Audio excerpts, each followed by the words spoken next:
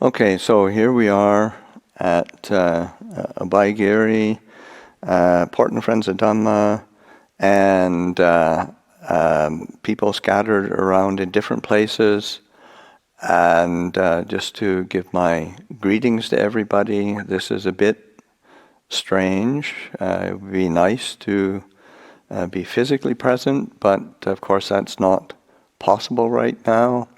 And we have to be satisfied with the conditions that we do have, and particularly today, I'm sure there's been a lot of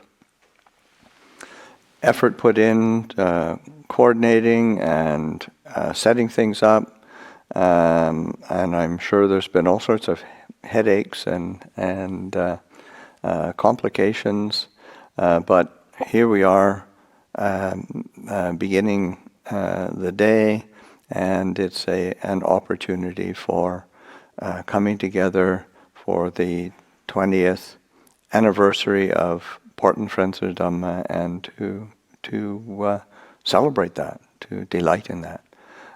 So we'll begin the day with a traditional taking of the 3 refuges and the 5 precepts, and that of course is a very traditional basis for beginning anything that is, say, auspicious, useful, aligned with the wholesome, so that I think it's important to recollect that and to be bringing those those perspectives in. It's just last night I gave a Dhamma talk to the community, and one of the little stories I told was of Ajahn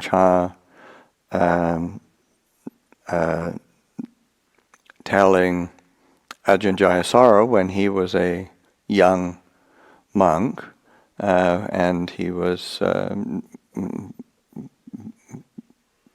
taking on the duty of one of Ajahn Chah's attendants, so he was looking after him and spending time with Ajahn Chah. And Ajahn Chah said, apropos of nothing, just sort of said to Ajahn Jayasara that, if you really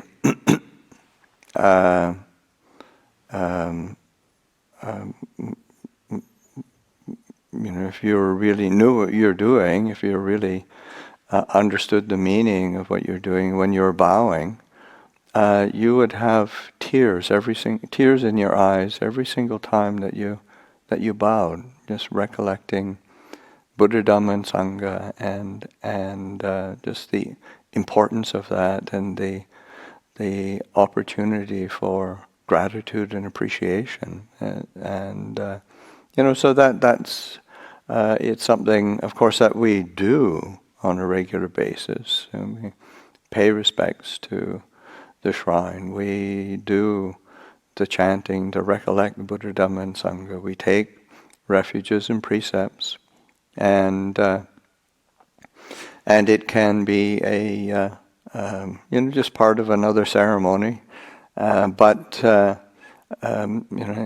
really take the time and quiet the heart so that it really sinks in. So yeah, today is an opportunity to gather, even if it's virtually.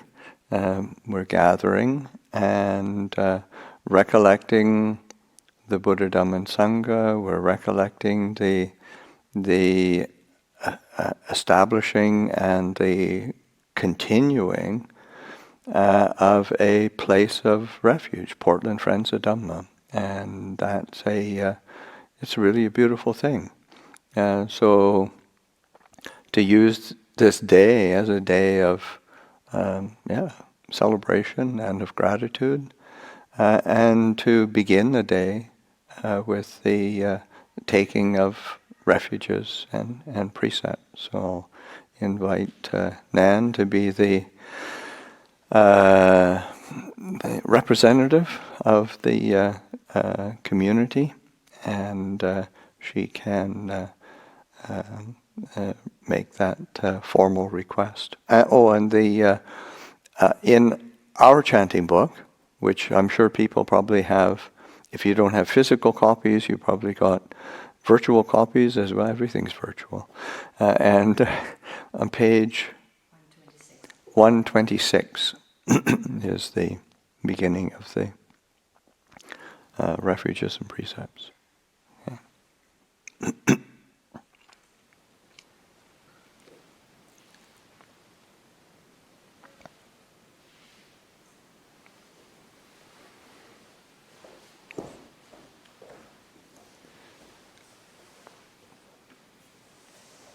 So beginning with the traditional offering of the candles, incense, and flowers, and then and you can follow along with Nan.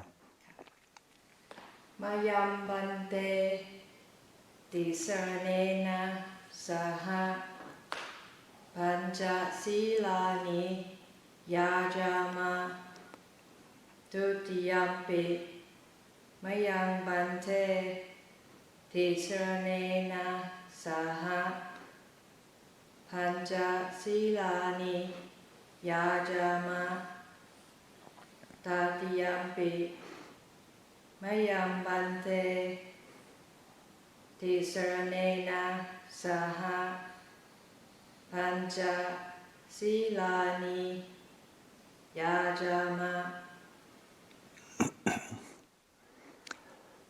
Okay, so we can begin by, I will chant the Namo Tassa, and then the lay people can follow after, and then similarly with the refuges and the precepts.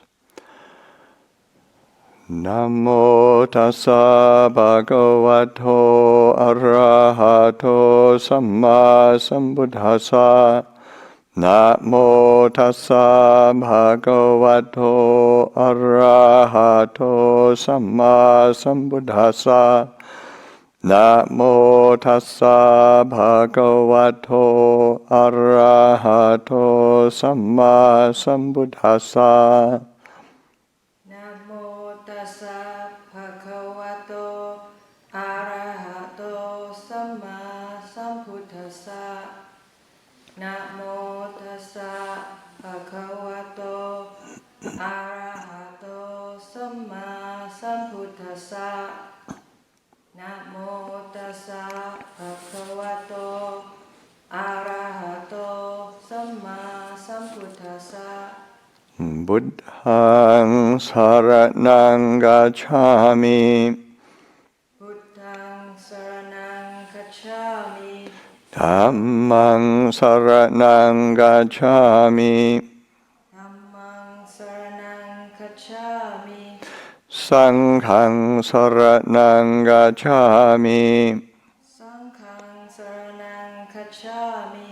Tutiyampi buddhaṃ saraṇaṃ gacchāmi. Tutiyampi buddhaṃ saraṇaṃ gacchāmi. Tutiyampi dhammaṃ saraṇaṃ gacchāmi. Tutiyampi dhammaṃ saraṇaṃ gacchāmi. Tutiyampi saṅghāṃ saraṇaṃ gacchāmi.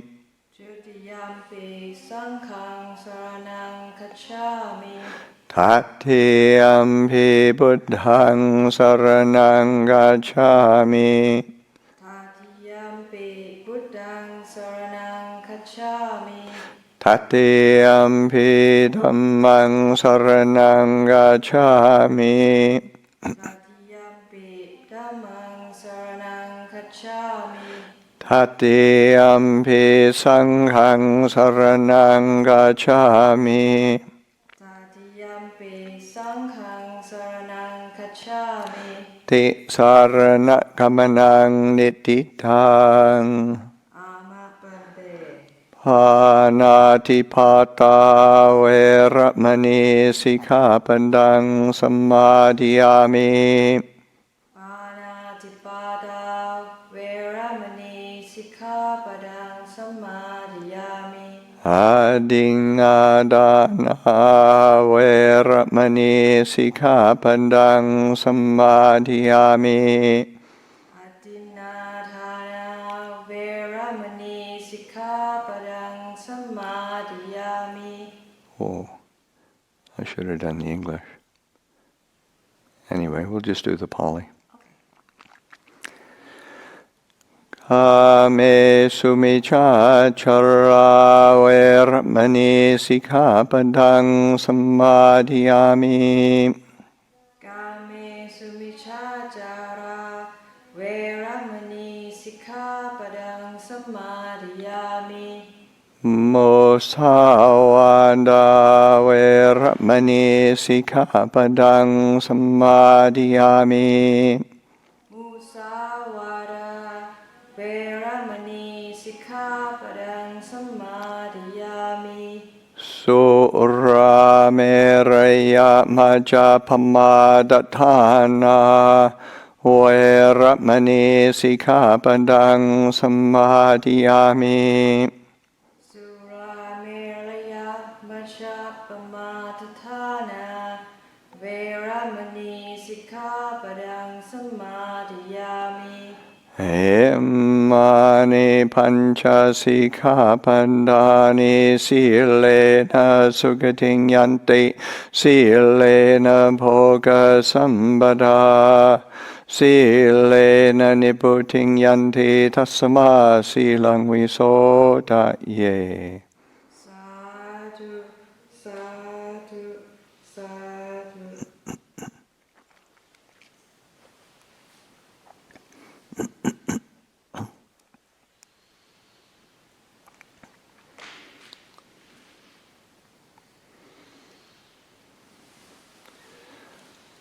Okay, so having recollected the refuges and the precepts, we can take the opportunity to have a period of meditation. So just to encourage people to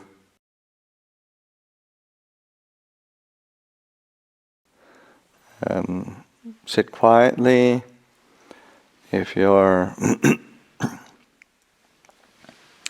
in your shrine room,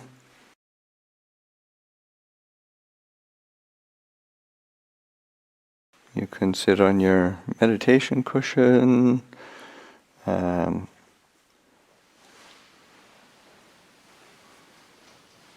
you're in a chair,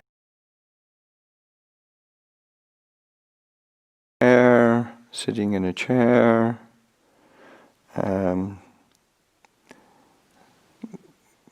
If you haven't got up yet and you're still in bed, wake up.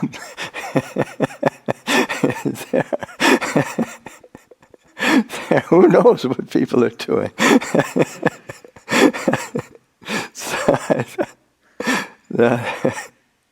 This is all an experiment.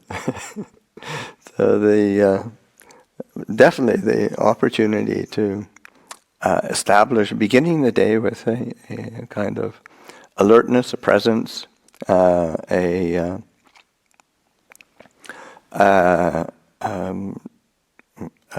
paying attention to the posture, paying attention to the body, and just relaxing. You want to be sitting up straight, but you want to be relaxing. I mean, it's an interesting balance, and that is the That's the whole of the path, really, is trying to get a sense of balance. One wants to be putting forth effort, putting forth, being this a sense of alertness.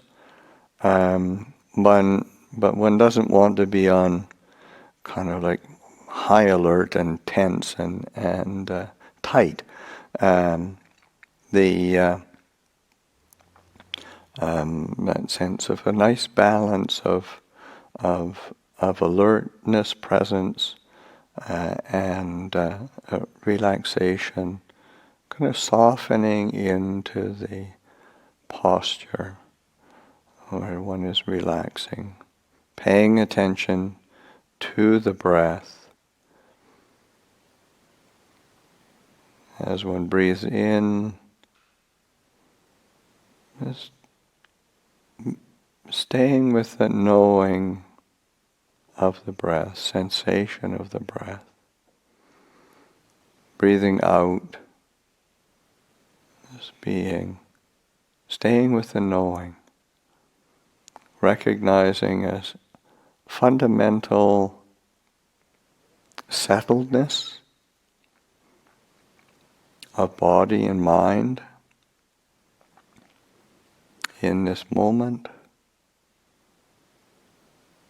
and this quality of knowing, of awareness, of mindfulness.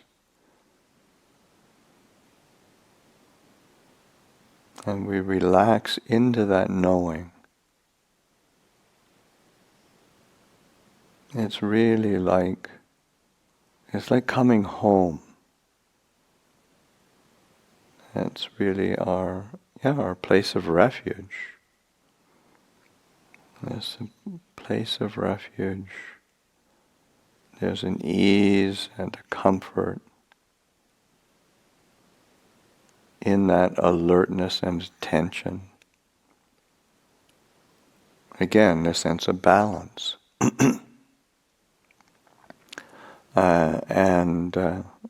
Yes, being attentive as the breath comes in, as the breath goes out.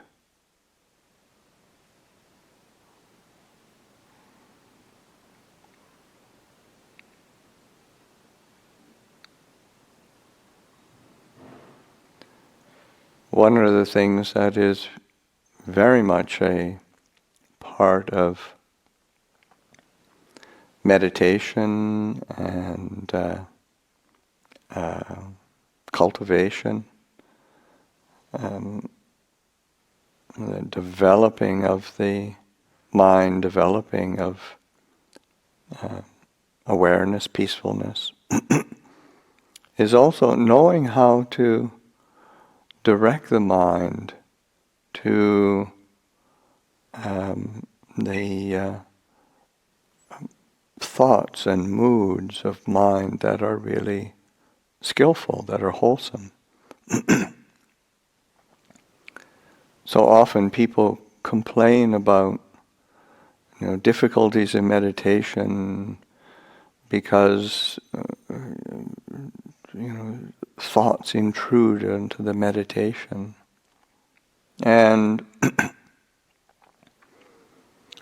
it's the nature of the mind to think. If you try to force the mind to stop thinking, it just creates more tension. It's like giving space for the thoughts to settle. But another alternative, and completely valid and oftentimes really appropriate, skillful way of approaching is lifting up thoughts into the mind that seed the mind with a feeling of well-being, a feeling of brightness, happiness. Of course, those are, say, again, traditional refuges, Buddha, Dhamma, and Sangha. But say on a day like today, bringing to mind the important friends of the Dhamma, the sense of gratitude and appreciation that a place, a physical place, and a group of human beings have got together and have established, nurtured, and supported and made possible Portland Friends of the Dhamma, so that it can be a benefit to many people. And that's it's a beautiful thought. It's a beautiful mood. And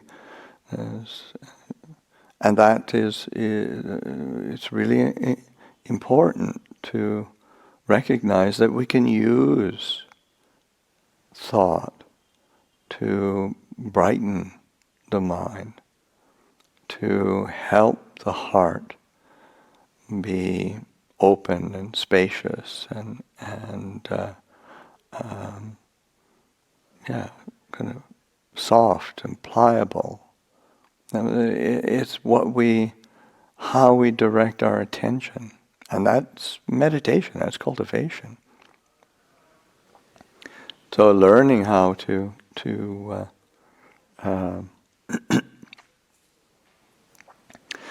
give that attention. And so this morning was a great opportunity to gather and begin our day with the recollection of the our refuges in Buddha, Dhamma, and Sangha, our refuges of the teaching and the training, and the refuge of community, and to be to delight in that, being a part of Portland Friends of the Dhamma, and that seeding the mind. And this is just with one in-breath and one out-breath. We're looking after our minds, our hearts, and today being the anniversary day, then it's just consciously bringing that to mind. So as a part of our meditation, as a part of our day. It's one of the things that they from that recollection of the wholesome, of the punya, of the good or wholesome things that we have done, and that which is punya, the Buddha says, don't be afraid of punya. Sometimes it's translated as merit.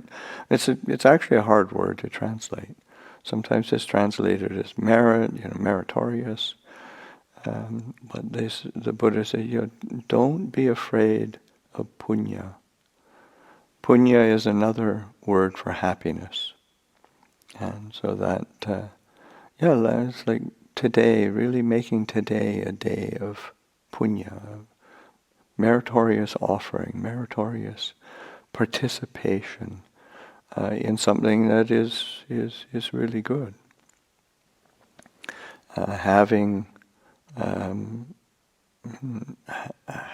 a place, having a community that one can really delight in, it's quite special.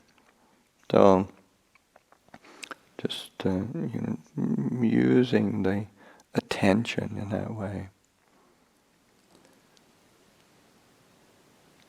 So that as we sit here, just realizing that our meditation, part of it is settling the mind, quieting the mind, stilling the mind, but also learning how to seed the mind, learning how to plant the seeds in the heart of that which is because there's a sense of well-being that is very settled and very still if we're willing to pay attention to it, willing to care for it. So we could take the next few minutes and just be in silence and allow the heart to settle, staying with the knowing, staying with awareness, and not really forcing, but delighting in the awareness, delighting in the knowing.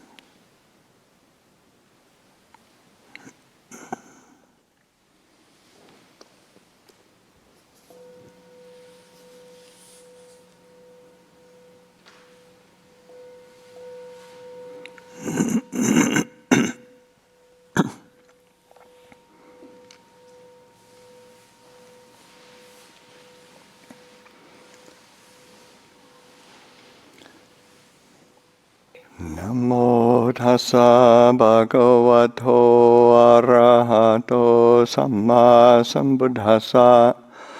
Namo tassa bhagavato arahato samma sambuddhassa. Namo tassa bhagavato arahato samma sambuddhassa. Buddhang Dhammang Sanghang Namassami.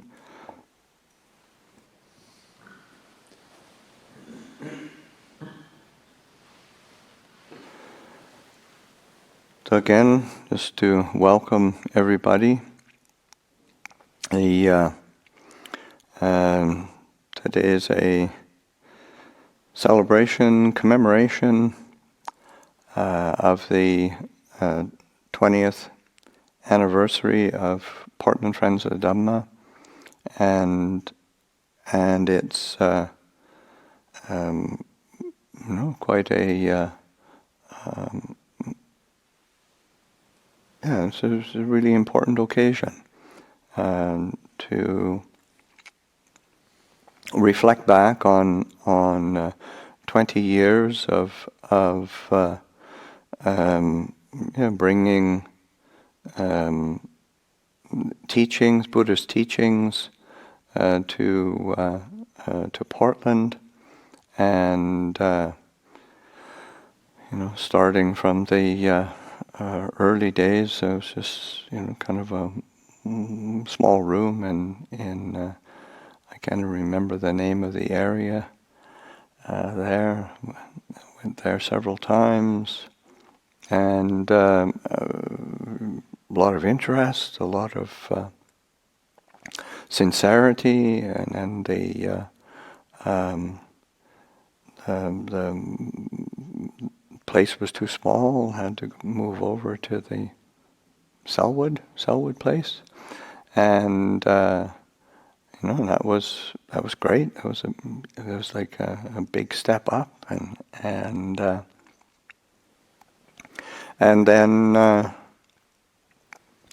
then oftentimes that was too small, and then of course circumstances conspired to that the Selwood place wasn't available, and then the Dharma Rain Center became a possibility, and that. It's been a place of refuge for you all now for 6 years, I think, something like that. And so there's been an ongoing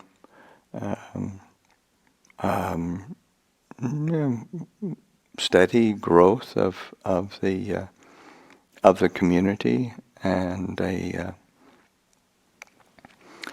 increased engagement, involvement, and different programs have been made available so people can participate in different ways. Whether it's was it Sila Sundays or Friday night talks, and then the kids programs, and the different sutta studies, and all of the different things that many people have been helping to contribute, to support. Of course, Sakula has been there at the center. There's been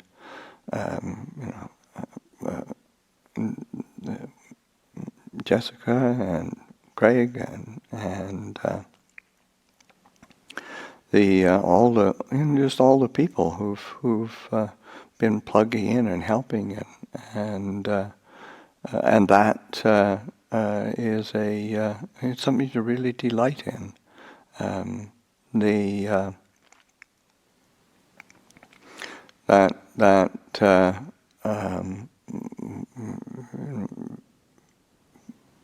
Giving ourselves, give yourselves a pat on the back after all this time, and being involved. And of course, there's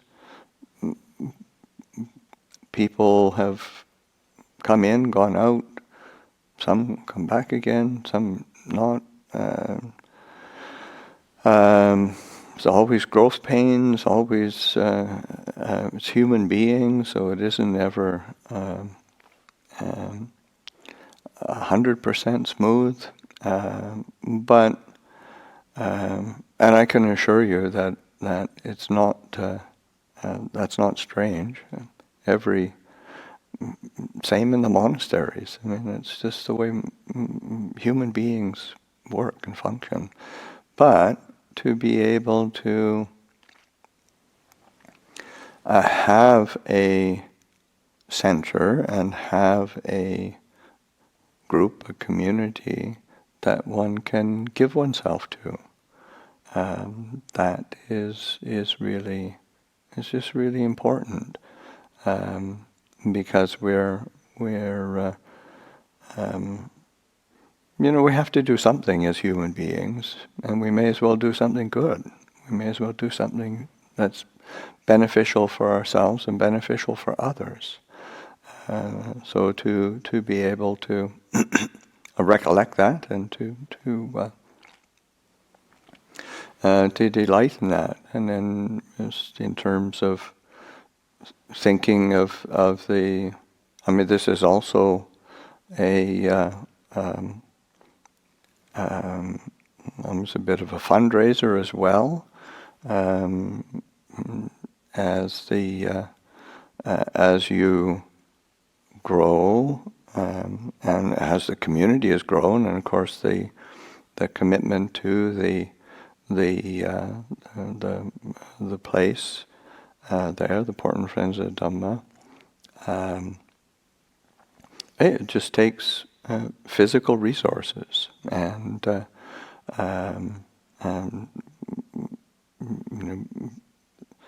people come together, and physical resources, financial resources.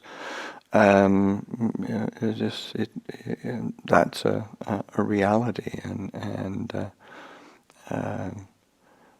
it's that is to just think in terms of how can it be supported, and to actually hope, I assume today there'll be a bit more clear explanation of ways that people can help, and there are huge ways of supporting and helping, so that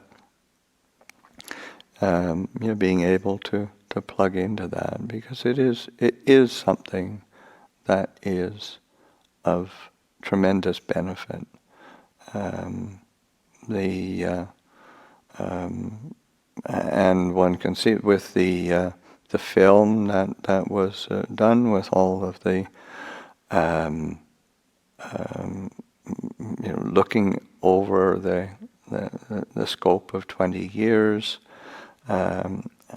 bringing the opportunity for people to contact the teachings and the practice, all of the different teachers who've helped to encourage and to support. They have spoken and encouraged and I'm sure delighted in that connection with the Portland Friends of Dhamma and the Portland community. So it's something to be again a sense of appreciation and delight,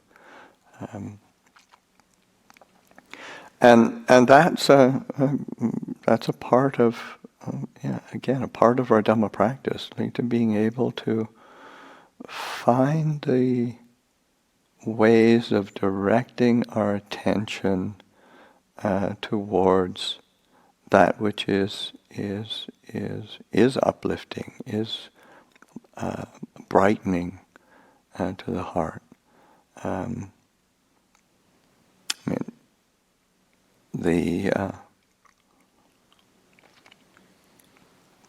it's so easy in the world, and that's whether it's in the modern world with all of the means of communication, or even in the Buddha's time, 2,500 years ago, it's just there is a very human tendency to get caught up in our moods of desire and preference, our agendas of desire and attachment, our pet peeves, irritations, things that we're averse to, what we don't like, and invest in those. And of course, it's never really satisfying or brings happiness, but we do it anyway. Getting swept up in fear and anxiety. And of course, nowadays with the global pandemic, it isn't as if this is a nothing, and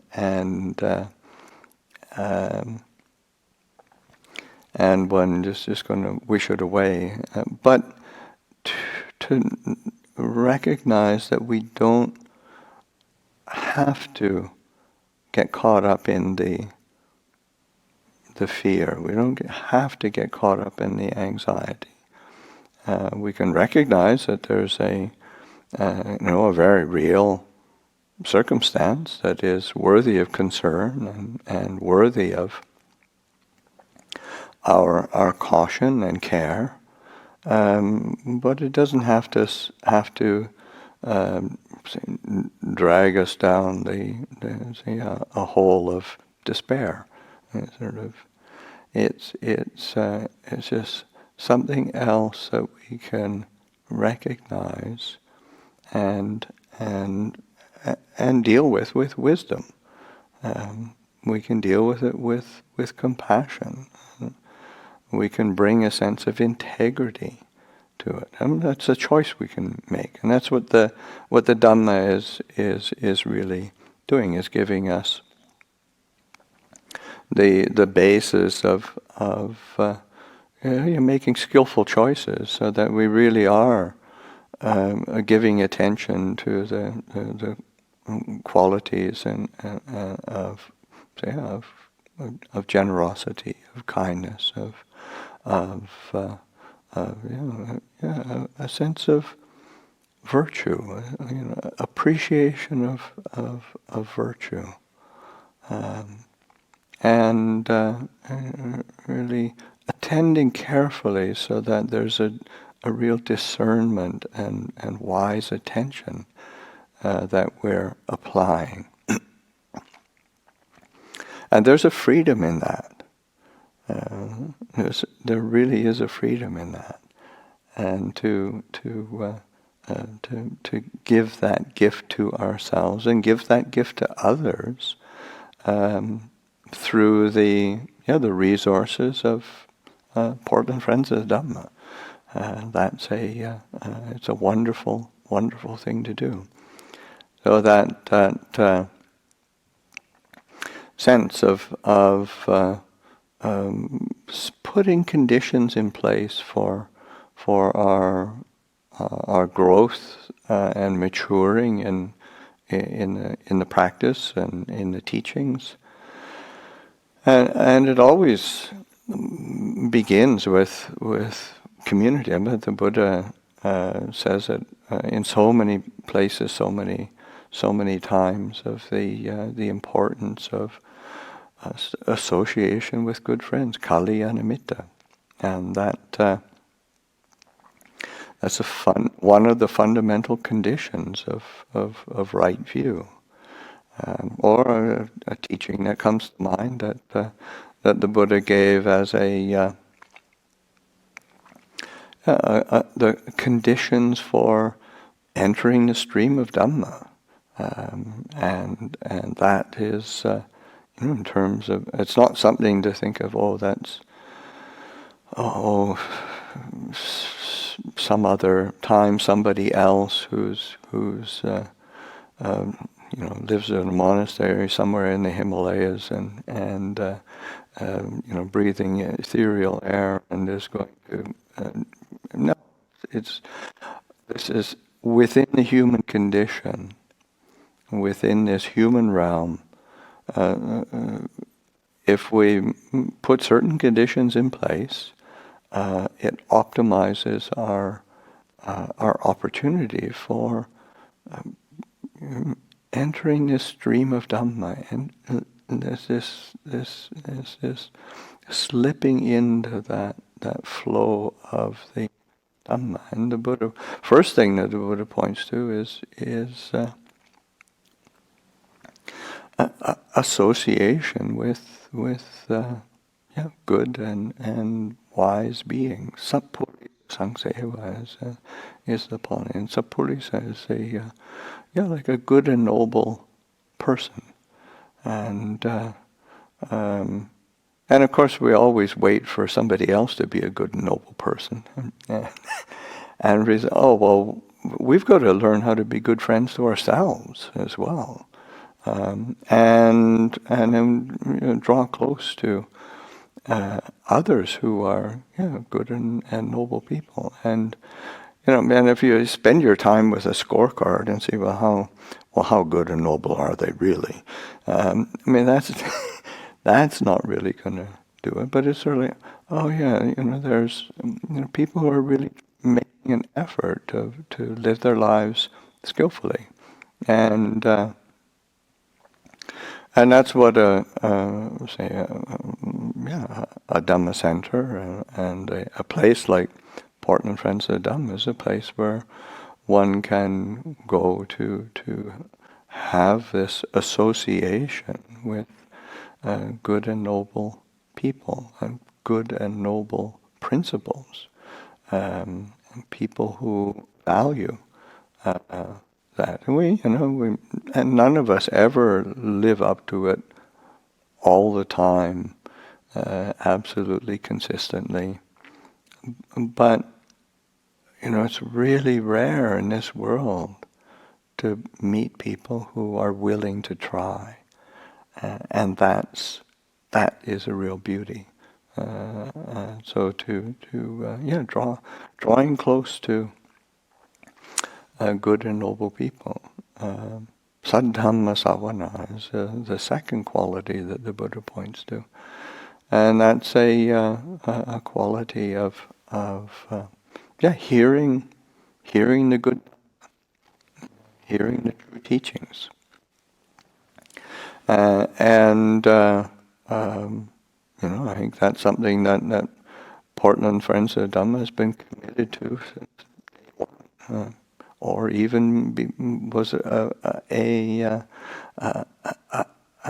initiating factor of why Sakula and those few people in the beginning really wanted to set up a group, set up a place, so that those teachings that were really good and true would be that they would have access and they would share that with others. And so that just looking at the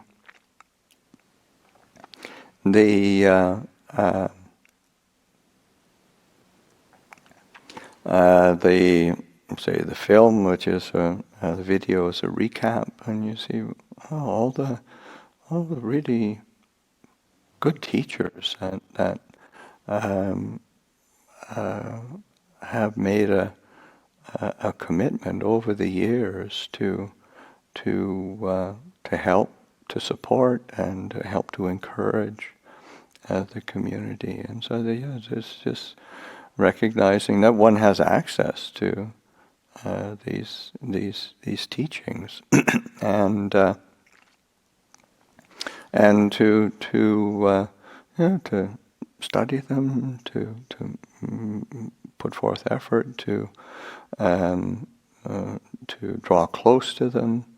So both the teachings and the teachers. So that's it's a condition for the entering this stream of Dhamma, and that in this set of teachings that the Buddha gives, he gives 4 conditions that are conducive to the entering the stream of Dhamma. And those first 2 that I mentioned, those are external conditions. And the next 2 are internal conditions. And again, the teachings of the Buddha always point to balance, and that balance of the external and the internal it's a necessary piece, or that those are, one has the external conditions of contact with good people and being in a suitable place, hearing teachings, coming in contact with teachers. Those are external conditions that are very supportive. Internal conditions, one is yoniso manasikara, wise attentions, skillful consideration, considered reflection. These are random translations of a term that is extremely important in the Buddha's teachings. It comes up over and over again. How important it is to reflect carefully, to consider with really an attentiveness that allows one to, it helps one to see clearly what are the moods of the mind, what are the biases of the mind, what are the obstacles that come up, what are the strengths that one can bring to this practice, what are the things one can direct one's attention to that uplift and brighten the mind. What are the things that whenever I give attention to it, it just it leaves me jangled and frustrated. I mean, it takes wise attention to figure that out, and it's an important piece of this this path of practice that we're cultivating. Learning how to direct attention. Of course, that takes mindfulness, awareness. It always comes back to the cultivation of fundamental awareness, this quality of knowing. And the last quality that the Buddha points to is called Dhammanu Dhammapatibhata, which means practicing Dhamma in accordance with Dhamma. So practicing truth in accordance with truth. Because one of the problems with our mind is that it is oftentimes confused, it's definitely biased by our own projections and our own conditioning, our own our fundamental delusions, and if we're going to practice the Dhamma, we can't be relying on those, or we have to at least see more clearly how those biases, how those proliferations and projections, how those fears and just neurotic obsessions that plague us. How does that, because we bring that into our practice of Dhamma, and if we're not really alert, we're not really attentive. If you're a screwed up person living out in the world and you come and practice Dhamma and you become a screwed up Dhamma practitioner. I mean, it's a really easy equation. But of course, that's not the purpose of the path. It's not the purpose of the teachings. So that sense of really practicing the Dhamma in accordance with Dhamma, and holding oneself to a higher standard than one's moods and biases and projections and fears. I mean, it's just is a giving oneself that opportunity. So helpful to. Yeah. So we can be paying attention to that. Is practicing Dhamma in accordance with Dhamma, and as we reflect on these bases or these foundations, that is these are helpful guidelines for going forward. These are helpful guidelines for a community. It's helpful guidelines for a member of a community that wanting to see the important friends of the Dhamma thrive and flourish for another 20 years. So it lays a solid foundation both for the present, and it lays a solid foundation for the future.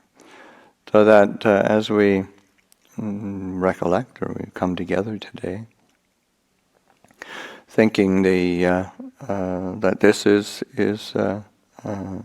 time to rejoice, time to celebrate the establishing and the continued presence of important friends of the Dhamma. So that today's, I'll offer that for reflection, and I was asked to also to speak in Thai. These days I don't actually speak in Thai very much.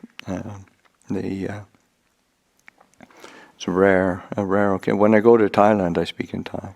But say when I'm living here at Abhayagiri, it's a rare opportunity that I give Dhamma teachings in Thai. But anyway, I'll give a little bit of a recap in Thai for the Thai speakers. And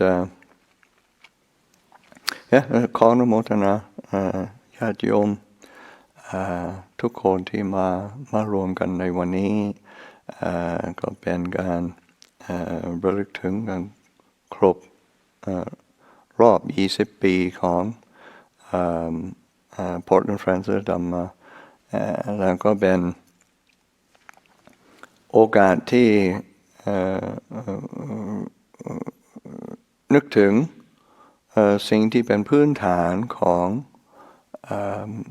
การดำเนินชีวิตที่มีธรรมะเป็นหลัก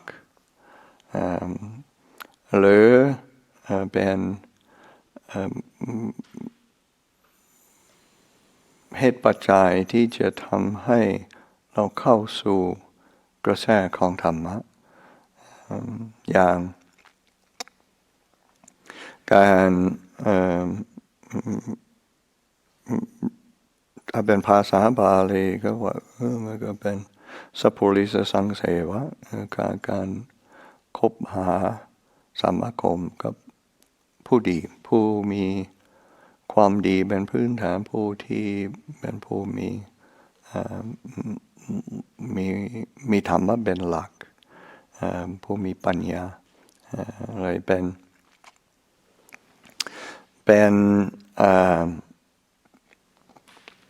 สิ่งที่ สิ่งที่สำคัญเพราะว่าเราต้องอาศัยผู้อื่นที่แนะแนวหนทางของการดำเนินชีวิตที่งดงามให้เป็นหรือเราเห็นแบบอย่างที่ดีได้เข้าใกล้ผู้ที่เป็นแบบอย่างที่ดีเลยเป็นการสัพพุริสะก็จะเป็นนักบวชก็ดีเป็นญาติโยมก็ดีก็ไม่ว่าขอให้เป็นคนที่มีหลักในธรรมะจะได้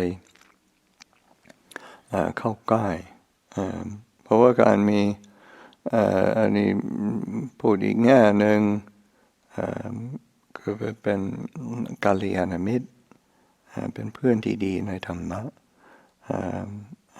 เป็นพระพุทธเจ้าให้ความสำคัญมากกับการมีกัลยาณมิตรมันก็มีครั้งหนึ่งพระอานนท์ท่านท่านก็ไปปีกวิเวกสักระยะหนึ่งท่านก็ได้กลับมาท่านก็ช่วงที่ท่านปีกวิเวกท่านก็ได้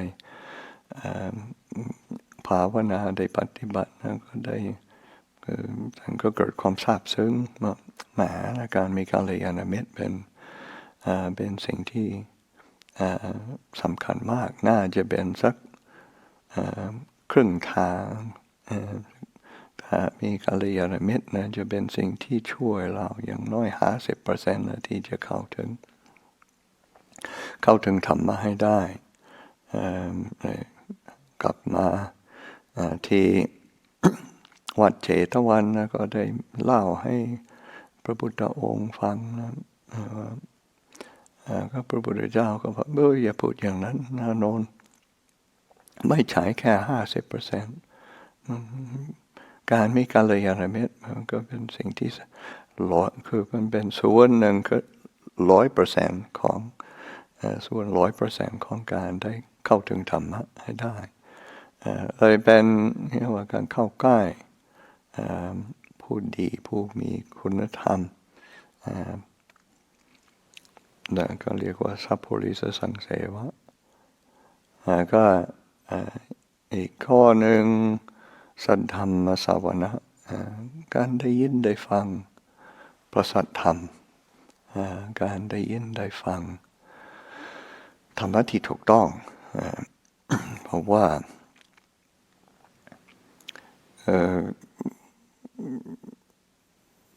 ธรรมะมันก็หลายแบบนะแหวกแนวก็เยอะแยะนะมันได้แต่เป็นรายการได้อีกอย่างหนึ่งก็เข้าใกล้ธรรมะที่ถูกต้องซึ่งอันนี้เป็นคำแปลหลวงพ่อชาแล้วท่านก็เคยถูกถามว่าธรรมะคืออะไรแล้วท่านตอบธรรมะคือความถูกต้องแล้วมันเรื่องของความถูกต้องการได้ยินได้ฟังเรื่องของความถูกต้องเพราะโดยปกตินะมนุษย์เราแล้วมันก็มีข้อแม่อยู่เรื่อยมันก็ถูกอยู่แต่ว่า มันก็เรื่องแต่ว่ามันก็ยาวแล้วเลยก็ทำให้เราไม่จะรักษาเสียงแต่ว่าจะได้ปฏิบัติให้เป็นผู้มักน้อยสันโดษแต่ว่าแต่ว่ามันก็คือมันมีเหตุผลที่จะทำบ้างไม่ทำบ้างหรือไม่ทำเลยซึ่งก็มีนะเหมือนกันนะในการที่เราได้ยินได้ฟังความถูกต้องแล้วก็จะเป็นผู้สอนก็จะเป็นนักบวชก็ดีเป็นฆราวาสก็ดีก็พยายามเข้าใกล้คำสอนที่ถูกต้อง เป็นความถูกต้องเรื่องสำคัญโยนิโสมนสิการก็คือมันมี4 ข้อ 2 ข้อเป็นเรื่องของภายนอกอีก2 ข้อก็เป็นเรื่องของภายในในเรื่องภายในก็โยนิโสมนสิการใคร่ครวญโดยหลักธรรมการคิดพิจารณาคือสำหรับชาวพุทธเราต้องพยายามคิดให้ดีคิดให้รอบคอบคิดให้ถี่ถ้วนคิดให้มีหลักธรรมไม่ใช่ว่าพยายามไม่ให้คิดบางที่นะคนไม่คิดซะเลยบางทีไม่ใช่ว่าจะเป็นผู้มีปัญญาบางทีก็โง่เขลาเพียงแต่มันซื่อบื้อมันก็เป็นมันเราใช้รู้จักคิดรู้จักใคร่ครวญรู้จักพิจารณาอาศัยสิ่งที่ถูกต้องให้มีความรอบคอบมันก็ทำให้เราสดชื่นเพราะเราเข้าใกล้ความถูกต้องแล้วก็ข้อสุดท้ายธรรมานุธรรมปฏิบัติธรรมให้สมควรแก่ธรรมเวลาเราปฏิบัติธรรมคือเราคืออย่าไปอ่านความนิยมของโลกก็เพราะว่าบางทีความนิยมของโลกมันก็ไม่ลงรอยของธรรมะเลยหรือความนิยมของตัวเองบางที่ตัวเองว่ารับรองไม่ค่อยได้เท่าไหร่นะเราต้องกลับมาที่ความถูกต้องจริงๆนะธรรมะหลักธรรมแล้วก็การกระทำการปฏิบัติการดำเนินชีวิตก็ให้มีหลักธรรมเป็นพื้นฐานเลยธรรมานุธรรมปฏิบัติธรรมสมควรแก่ธรรมนี่เป็นสิ่งที่พระพุทธเจ้าว่าเป็นสิ่งที่ทำให้เราเข้าสู่กระแสของธรรมมันจะเป็นสิ่งที่ทำให้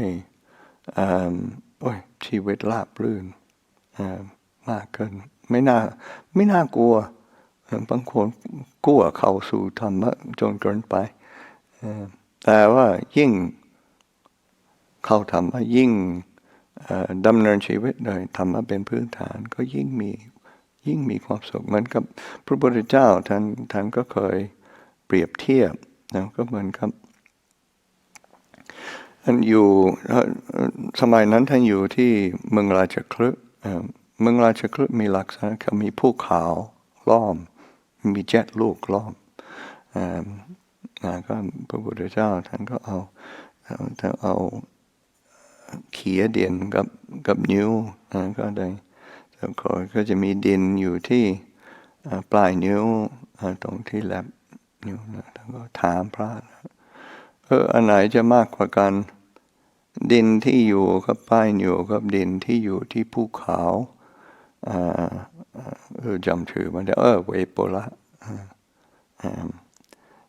ภูเขาอยู่ตรงโน้นนะเลยพระก็ตอบภูเขาตรงโน้นมันใหญ่โตแล้วที่ดินที่ปลายนิ้วมันน้อยนิดนะพระพุทธเจ้าก็บอกนะอันนี้เช่นเดียวกันความทุกข์ที่คือสำหรับคนที่ยังไม่เข้าสู่กระแสของธรรมยังไม่เป็นพระโสดาบันก็เทียบกับความทุกข์ของจะเทียบกับภูเขาเวปุระตรงนั้นความทุกข์ที่เหลืออยู่สำหรับผู้ที่เข้าสู่กระแสของธรรมมันก็ดินที่อยู่ที่ปลายนิ้วเหลือบ้างแต่ไม่มากนักถ้าอย่างนี้แล้วถ้าเราสามารถที่จะทำความทุกข์ให้น้อยลงเหลือเท่านี้แล้ว ใครจะไม่เอาเนาะเลยเราก็พยายามเข้าใกล้เพื่อนในธรรมเข้าใกล้สถานที่อย่าง Portland Friends of Dhamma เข้าใกล้สถานที่ที่เกื้อกูลช่วยก็ได้สนับสนุนแล้ววันนี้เรามารวมกันทำบุญกันปฏิบัติธรรมกันก็ขออนุโมทนาทุกท่านที่มารวมกันในวันนี้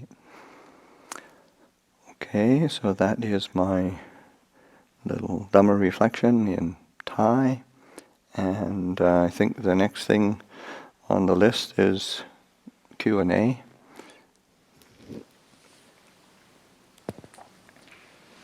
Or do you need to take a short break or anything? Or you're okay? Oh, I'm okay, thanks. So questions will appear here, and if you're okay with that, I'll read them out to you when they appear. Sure. Or you could look at it yourself if you like. No, it's okay. You can look at it and see what's there. None have appeared yet. None have appeared. No questions. That's a very simple. Okay, that's it.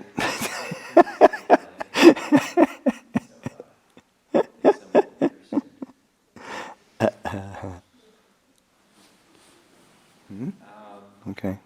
Victor Christian Brisboy asks, Luang Por, how to support and respect parents without associating with their unskillful behavior and speech?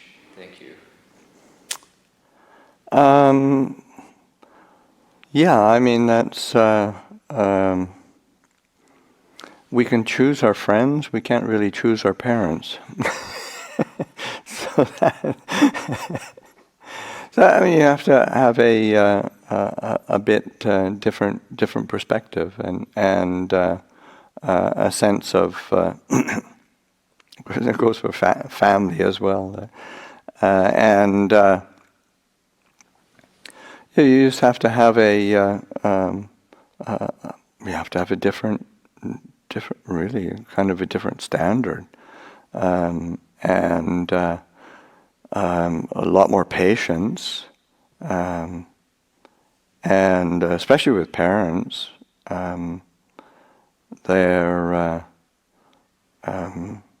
even if one has a really good relationship with parents, there's always going to be stuff that is kind of a bit frustrating or whatever. Oftentimes, when monastics go back to visit their families and parents, and I oftentimes just say, to be really careful, be really patient, be very alert to reactions, because it's not just that they push your buttons; they actually put the buttons there. So it's a you just have to be extra careful and extra kind, because it's that those kinds of that kind of impatience is really it's kind of not very kind, and one reflects from a place of gratitude, and that one's parents are they're actually still alive, and because it's not a given. Just the human condition is so uncertain, and there's many people who have lost a parent, lost both parents when they're quite young. Of course, that's who knows how much of a conditioning factor it is. But say, like the Buddha lost his mother when he was very small, and that these things have an effect, and so the fact that parents are still alive, and they're there to for one, and they for one. That's not a small thing. We're pretty. As the other day, a young mother came here with their small baby, and it's just this is a reminder of how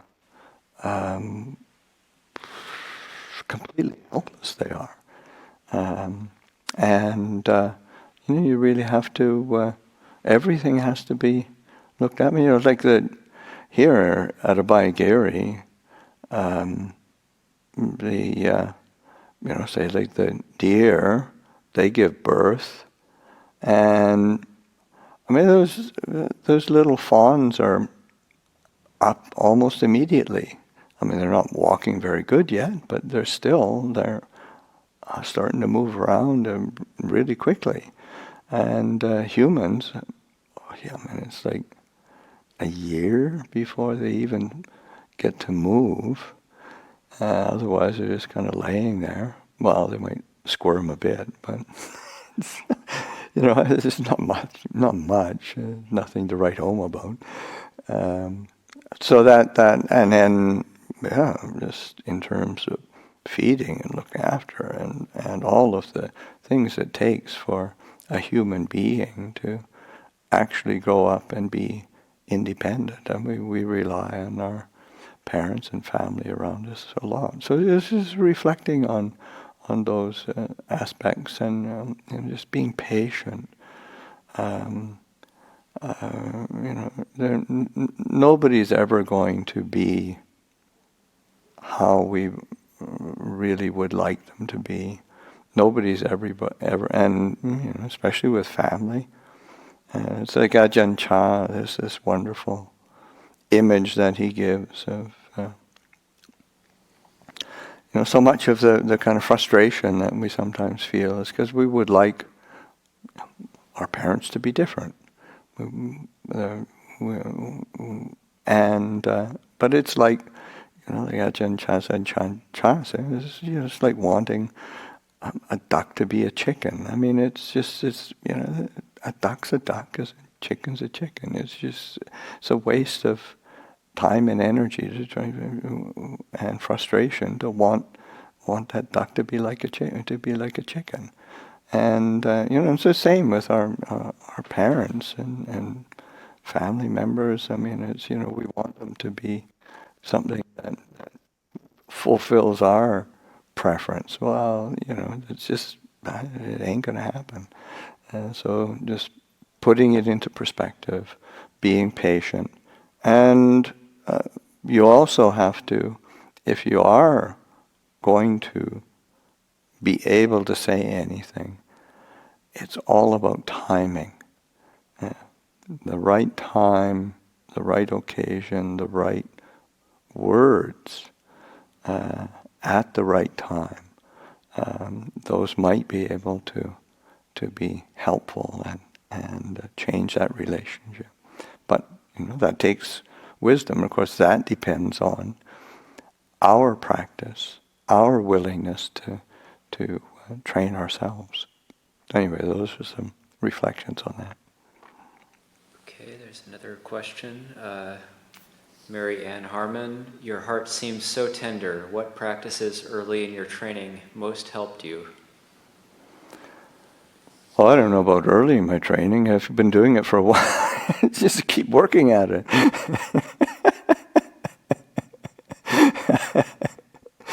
It's this. A lot of it is just learning how to get out of the way.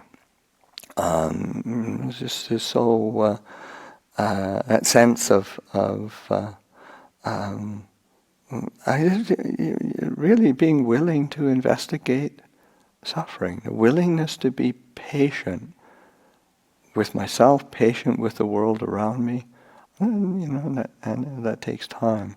So certainly patience, like just learning how to be patient, and I think it's helpful to reflect on patience, because oftentimes, just in the English language, so when we think about patience, it's just sort of, oh, okay, I need to be patient. It's sort of, okay, I need to put up with this until it changes and isn't how I want it right now.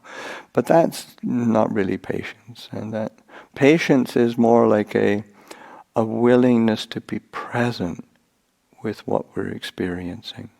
Just a willingness to be with either the circumstances of our own heart or the circumstances around us, with the people and the conditions that are just that willingness to be present, and then we really learn from things. So that patience is a huge condition. Well, actually, that's when we think of. There's a teaching that the Buddha gave. It's called the Ovada Patimokkha. It's considered one of the, like a seminal teaching that the Buddha gave to a group of monastics early in the Buddha's dispensation. And the first line, Kanti Paramang Tapo Titika. Patience, the Kanti, is the supreme quality that helps to burn up defilements, eliminate the obstacles of the heart. So that patience is probably an important quality.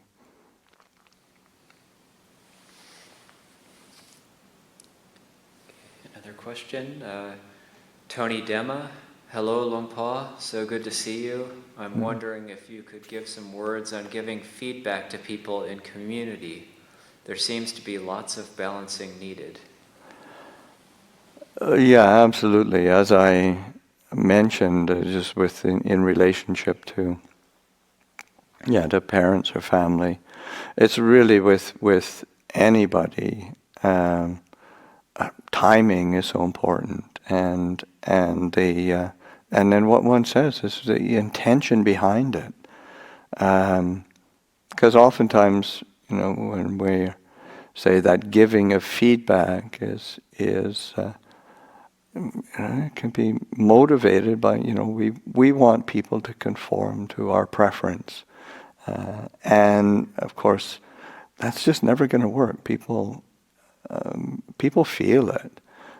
So learning how to pay attention to a real well-wishing, a kindness, that metta quality, that quality of kindness, a quality of well-wishing, and sincere compassion, recognizing, maybe a difficulty or suffering that somebody, and so that one really wants to help to alleviate suffering for them, to help to bring about more well-being and happiness for them. So that if our intention, motivation comes from that, then it has a lot better chance of landing well, to be listened to be heard. If it comes, even if it's true, but we say it out of impatience or out of frustration, we will get pushback. It's just the way it works. Or that it could be true, but the timing is off. I remember Ajahn Chah saying, if you need to admonish your fellow bhikkhus, your fellow monks, don't do it before the meal. I mean, they're hungry, they're grumpy. That's bad timing. Wait till after the meal. They've eaten. They're okay. They're feeling better. That's when you sort of approach somebody. So timing is really important. And it's just So that sense of there's these different elements of our own motivation and understanding our intention and waiting, being willing to wait. I remember, was it Ajahn Amaro? I think it was, who had he'd had some conflict or difficulty with somebody, and within the community, and he said, "Well, I can't say anything now. I really have to have the right intention. I really have to have mental state, emotional state to be able to say it properly and look for the right time." And he said, and then when I did, it really worked. It really resolved the issue. And then somebody asked, "Well, how long did you wait?" It was 3 years. So, it's really being willing to okay, this has to be done right, and so that being willing to to work with it internally for 3 years, to really pay attention to the situation, and then it really landed. So that oftentimes we're it's just we're so fired up with our righteousness that it's problematic. It's and we're so convinced of how much these people need to listen to our advice. I mean, it's kind of it's laughable, but it creates a tremendous amount of pain and conflict. So that just being willing to work with things.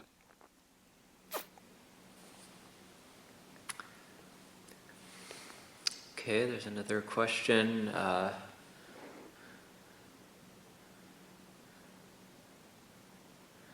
Let's see.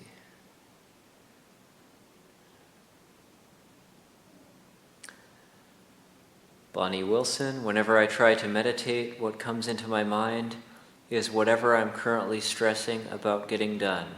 How does one reduce/get rid of the stress related to future events?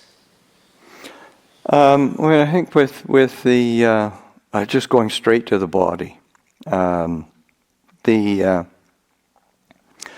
mind can be obsessing about whatever, and it isn't as if things don't need to be done. It isn't as if things aren't happening around us in our personal situations or in the world around us. But when we get swept up in it, it can just grab onto us and just pull us down a rabbit hole of difficulty. So the going to it's not dismissing that, but it's sort of recognize I'm going to go down this rabbit hole again. So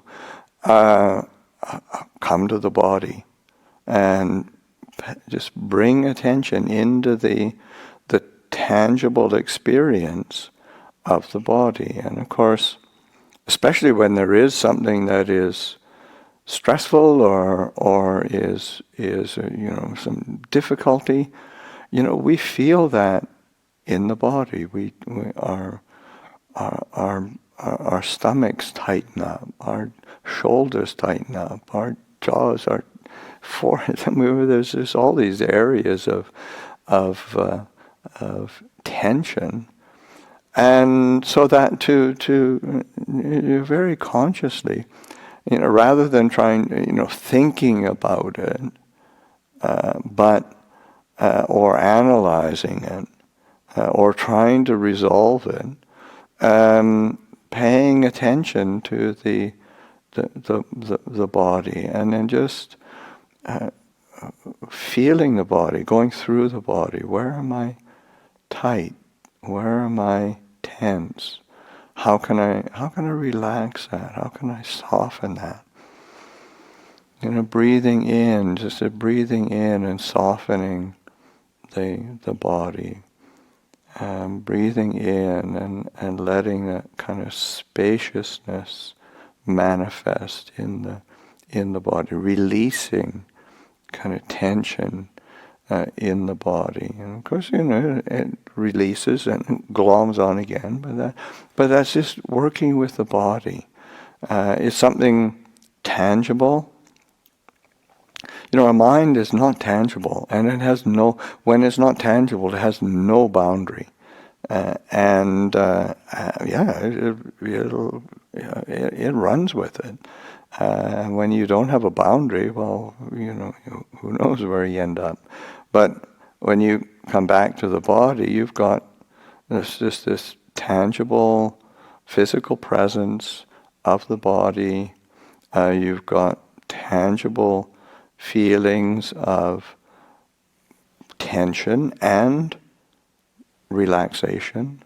You've got tangible feelings of hardness or tightening, but then you've got physical sensation of the sense of release and softening, opening. And to keep working with that and going through the body, from top of the head to the soles of the feet back up to the top of the head. What am I feeling right now? Making it a tangible experience, and one finds that really helps to alleviate the mood of the mind obsessing over a particular anxiety, and it doesn't necessarily change anything, but we start to relate to it more differently. We start to see it in a different light, because the mind isn't spinning out, coming up with all the storylines and the memories and the projections that are supporting that particular mood, and so that's it very, very directly helps to find a place of ease and awareness and mindfulness, and it gives a whole different perspective on the events of the day, or the events of, because in the end it's all about me, really. I mean, this is me and my world, me and my life, me and my mind, and it's just coming back to something a lot more tangible, a lot more simple, and in the end a lot more easeful. So. Okay, probably time for one more question from Christine Ye.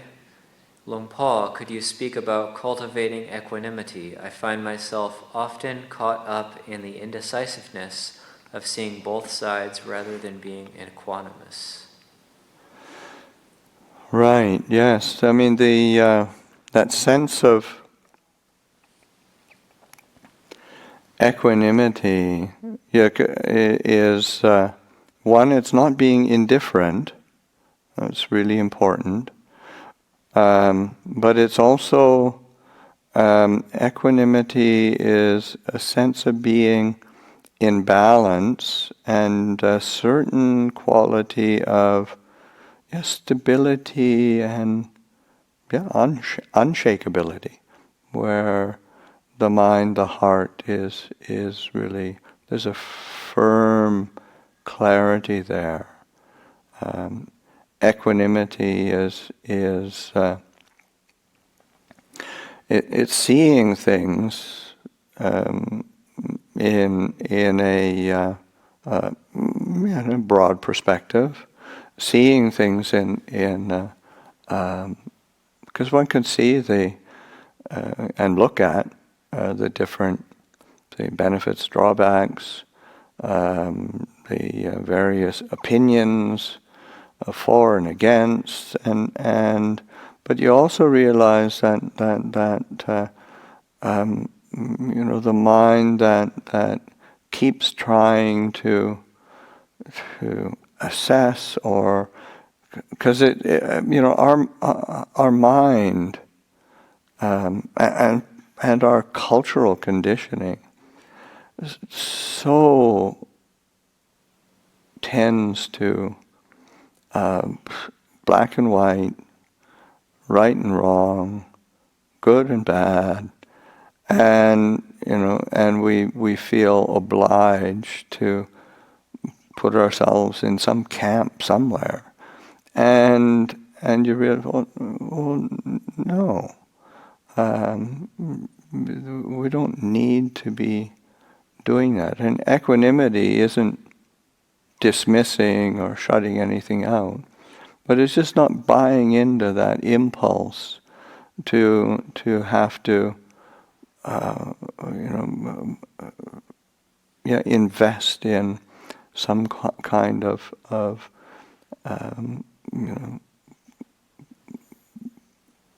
one side of polar opposites,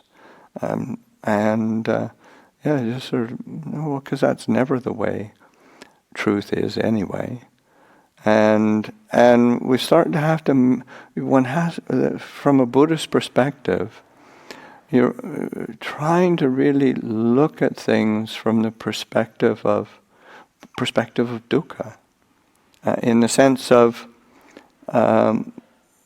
what is it that leads to the alleviation and the relinquishment of dukkha, of dissatisfaction, of dis-ease, of discontent, of suffering or of stress, and what adds to that. So you're looking at it from the perspective of what is stressful, what's leading to the end of stress, cessation of stress, happiness, well-being. What is it that leads to peace? And so that is it's a different kind of decision. Say, rather than right and wrong, having all of the logic, good and bad. And I say, what is it that's more easeful? What is it that's of more benefit? What's for increased well-being? What is for freedom from stress? So those are. It's a different lens that we look at things from, so that to be able to look at it from that perspective, and then that takes us to a place of equanimity, and equanimity, of course, supports that perspective. So those are mutually supportive ways of plugging into these different qualities, and so, but equanimity is really it's an essential tool in our tool belt of Dhamma practice.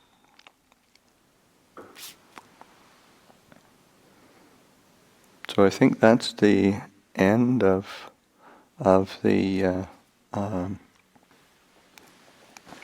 questions. Do there happen to be any more questions, just in case?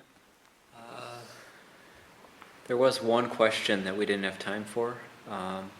If you wanted to address it. Sure. It was Patty Panzik, more about family difficulties. If you were adult, well, maybe, yeah, if someone has adult children who are harsh and critical with you, and always being that way with you on a regular basis, to the point that any boundaries you've set are run over, how can that be managed? Well, I mean, a lot of it is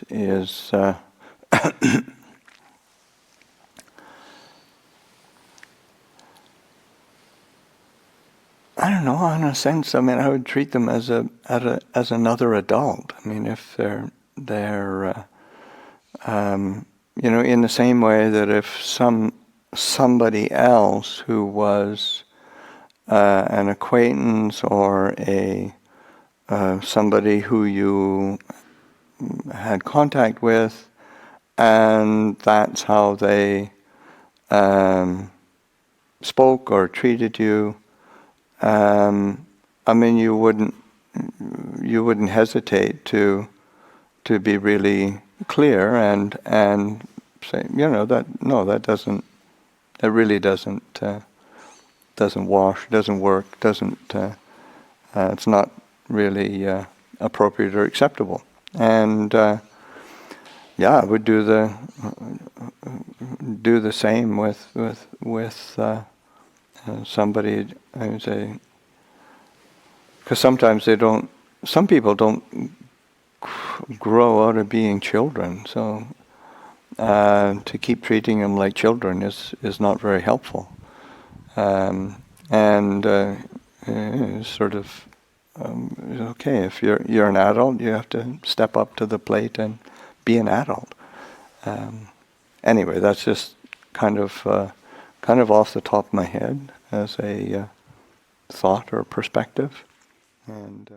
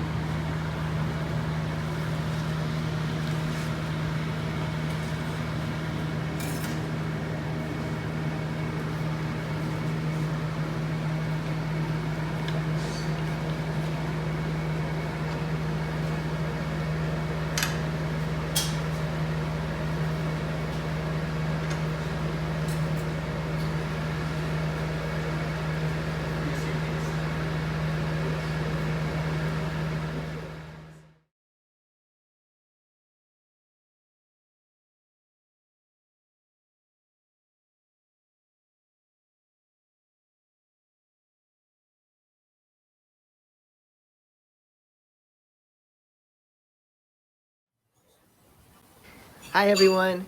When we moved to Portland 5 years ago, we sought a community through which we could foster some spiritual awareness in our kids.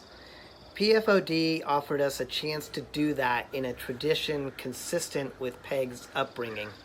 I've personally valued how the community provides us a refuge from the more frenetic and material aspects of our lives. I've also been inspired by the dedication and commitment of the founders and the board members. Growing up in Thailand, making offerings to monks was a frequent and joyful focus of our family gathering. Having the opportunity to make an offering to Abhayagiri on behalf of Portland Friends of the Dhamma is a special way for me to share my traditions with Eric and the kids. Happy 20th anniversary, Portland Friends of the Dharma. And people are filtering back, and it looks like the food has all been received. And as an expression of our gratitude and anumodana, we will chant the blessing, and it's a blessing for, of course, for the meal offering, but a blessing for Portland Friends of the Dhamma, the community of Portland Friends of the Dhamma, all the people who are central to helping the place function. And there are many people are that's how it works with the community, and to encourage you all to have this time to delight in the goodness that we're sharing.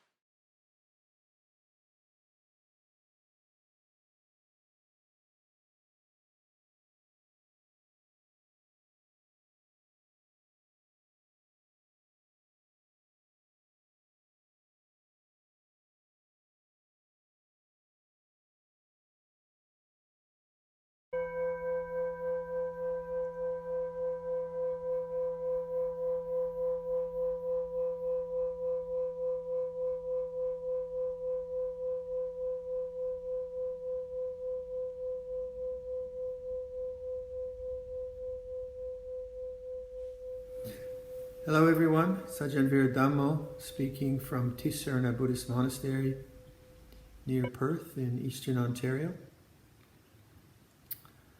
We are all well during this pandemic. We are enjoying the solitude and silence. It's a very beautiful time of year here in Ontario. And we trust that you also are well and that the self-isolation and the difficulties of this time are not too stressful for you. I'd like to congratulate all of you for this milestone of 20 years for Portland Friends of Dhamma, that you have managed to live together, practice together, create situations where you have Kalyanamitta, you have Ajahns visiting. This is a great thing to be able to do. It's very hard to create communities. I suspect virtual communities are much, much easier. They are much easier. Face-to-face communities require a lot of commitment, a lot of patience, a lot of determination, and a real love of Dhamma, and the love of using the situations, the ups and downs of community life as practice. And obviously, to do this for 20 years and to be so successful, I had a chance to visit you just at one time, I think, in that beautiful hall you have. This is quite rare, quite unique for a lay community to create such a lovely space and to sustain it, maintain it for so many years. So hats off to you, Sadhu, Anumotana, for having achieved this. And going forward, may your practice continue to deepen and become stronger. May your love of Dhamma be such that it brings you a strong sense of inquiry, and from that strong sense of inquiry, it brings you great peace and liberation from suffering. And on behalf of the Sangha, we're very grateful for the support that we always receive from folk like you. We couldn't live our lives without your lives, and so the mutuality of our dedication to the Buddha's teaching is truly wonderful. So I'll close now. I understand there'll be many Ajahns speaking, so with very best wishes from all of us at Tisana Buddhist Monastery, may you be well and happy, may you be free from suffering, and may you realize Nibbana.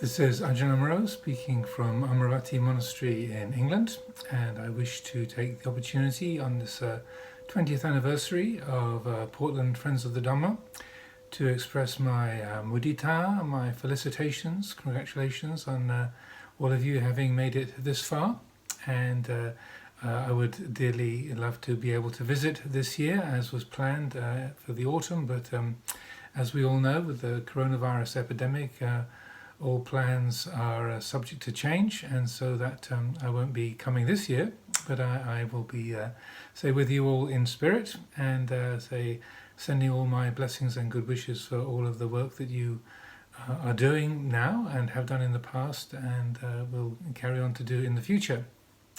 When you're thinking about anniversaries and such like, I feel it's very good to be having the Buddha's teaching on impermanence front and center. You know, when you establish an organization, or you go forth as a monastic, or you get married, or you build a house, or anything of that nature, then there's this sense of, oh, we're doing this and hopefully it'll carry on forever. And so one goes into, ventures of this nature with a good heart and with great commitment, enthusiasm, energy, and a sense of camaraderie, working together with other people to the best of your ability to bring things into form and help it to evolve in a good way, But I do feel that it's helpful to have in mind that, as Luang Por Chah would say, this is a broken glass. This is an impermanent situation.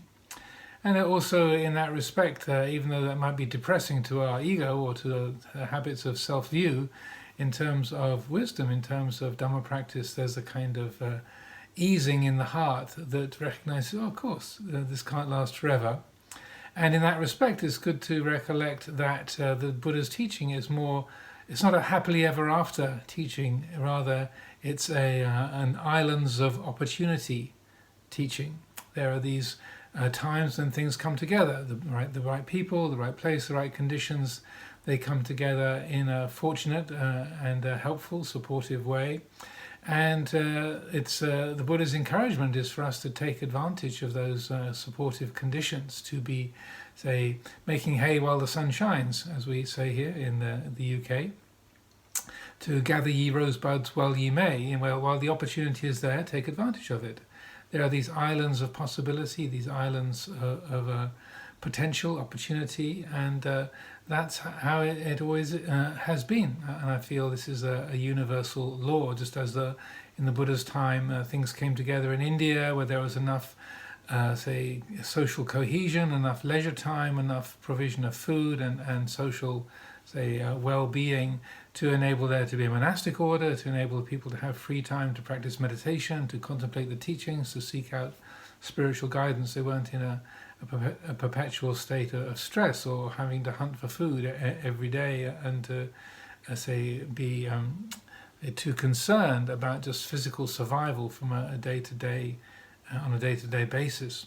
So just in that way now, even though there's a great deal of social distress and confusion, a great deal of conflict in the world, particularly in the United States as I'm speaking, the great say social disturbance that has arisen with the death of George Floyd and others, with the say attention being strongly drawn to the concerns for the African American population, the non-white population of America, and the disadvantaged state in which they live. There is a great deal of stress and difficulty, but I would say that we do have the Dhamma teachings, we do have time to meditate, we do have a sense of social cohesion in many areas of our lives that we can take advantage of, we can use, and then out of that cohesion, out of those islands of opportunity, we can bring forth goodness, we can bring forth blessings. Even in stressful times, we do have the opportunity, we have the resources to help each other, to say, use the Buddha's teachings and to bring them to life. And so that hopefully things will, say, evolve in the United States and other countries around the world to be much more of a equable and fair, just system for all members of society, all of the human community, and that resources will be equally available, the law equally applied, and the say standards of injustice and unfairness that have been sort of entrenched in our societies for so long can be relieved, and the Dhamma teaching can be something that helps to inform that evolution. But eventually it will all fall apart. The times will change in maybe 100 years, 200 years, 500 years, then things will no longer be so coherent or be so meaningful. The living conditions might change radically, and so that we look at, rather than thinking, okay, the Portland Friends of the Dhamma is going to be here forever, or Amaravati Monastery is going to be here forever. Right now we have this coherent presence, we have this well-integrated form, a way of life, we have the Buddha's teachings, we have the Four Noble Truths, we have the four requisites for the monastic community are provided amply. There's enough social cohesion to provide for people's lives to be carried on in a reasonably, say, well formed, well integrated, and a healthy way for large portions of the population. So the encouragement is to use those situations, use those resources as best we can, use the time that we have as best we can, because it's not going to last. make hay while the sun shines. Well, the sun doesn't shine all the time. That the weather changes, the seasons change, the conditions change. Those islands of opportunity get overwhelmed by the sea. They sink below the waves, and so those islands of opportunity are not always around.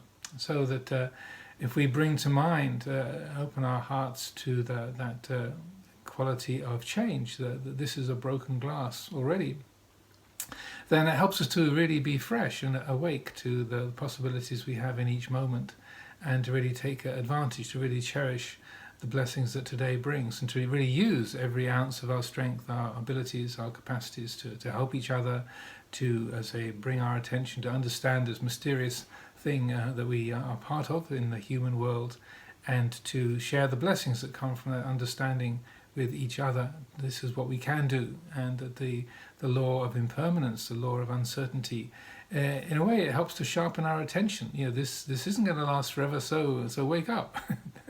take advantage of today, because tomorrow who knows. And so that I feel this is a suitable, appropriate reflection for the Portland Friends of the Dhamma, and I hope that your day continues to be something that is filled with blessings, much camaraderie, probably many memories being exchanged, and good feelings. So sadhu anumodana for all of your good work, and I wish you all the best as life proceeds into the future.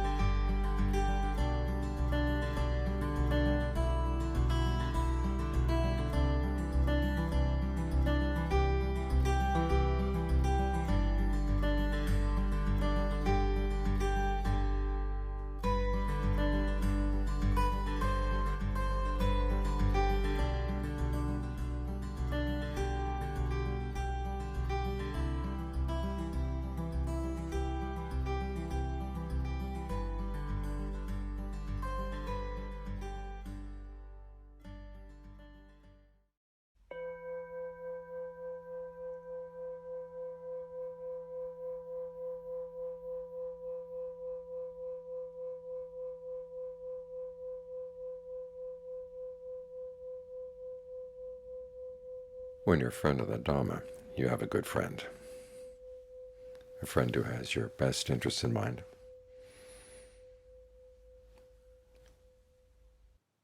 And one who reminds you of those best interests, because all too often we forget.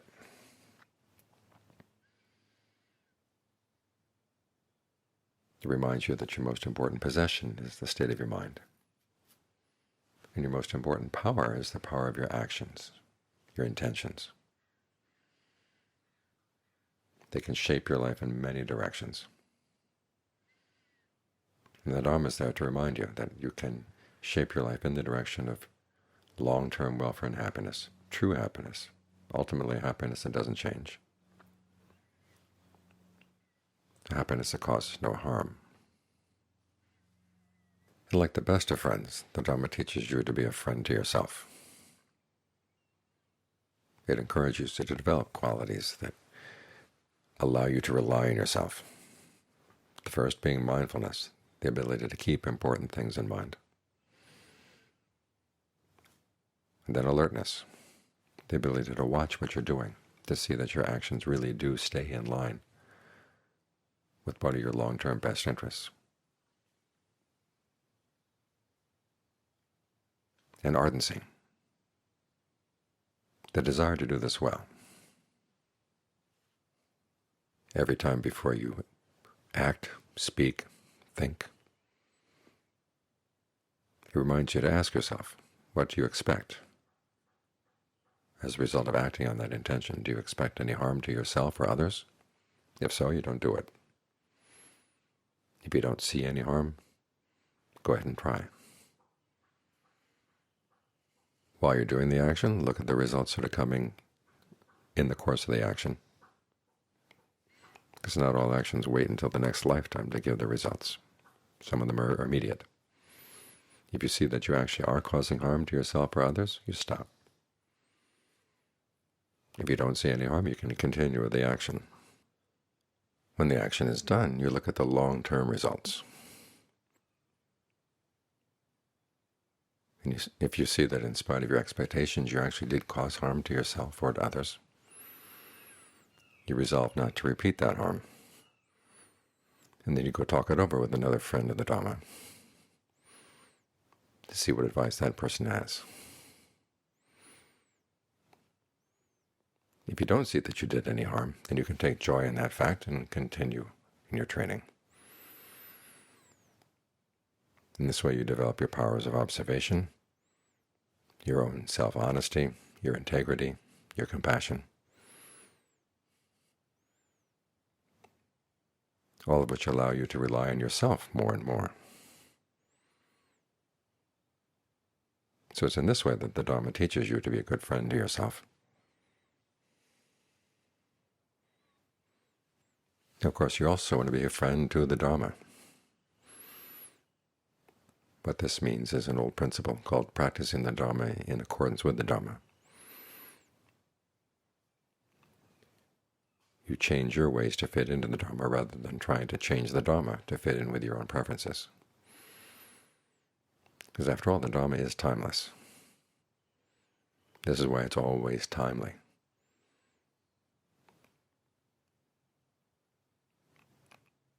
It's good for us when times are easy and we tend to get complacent.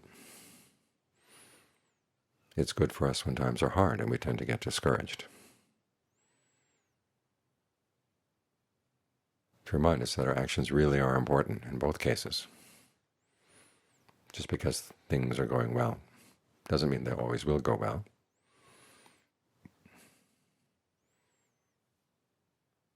And when things are hard, that's no reason to abandon the importance of your own actions. You don't want to get swept up in the emotions of others. And you want to realize that the results of actions follow a principle that's 24/7, in force all the time.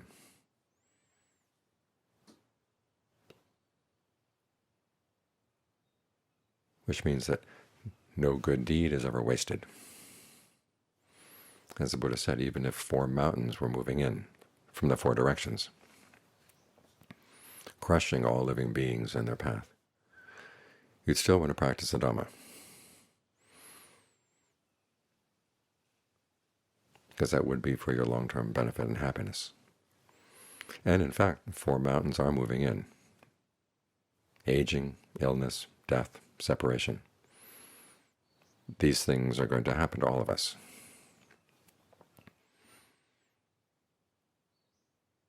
But that's no reason to get discouraged. That's no reason to give up.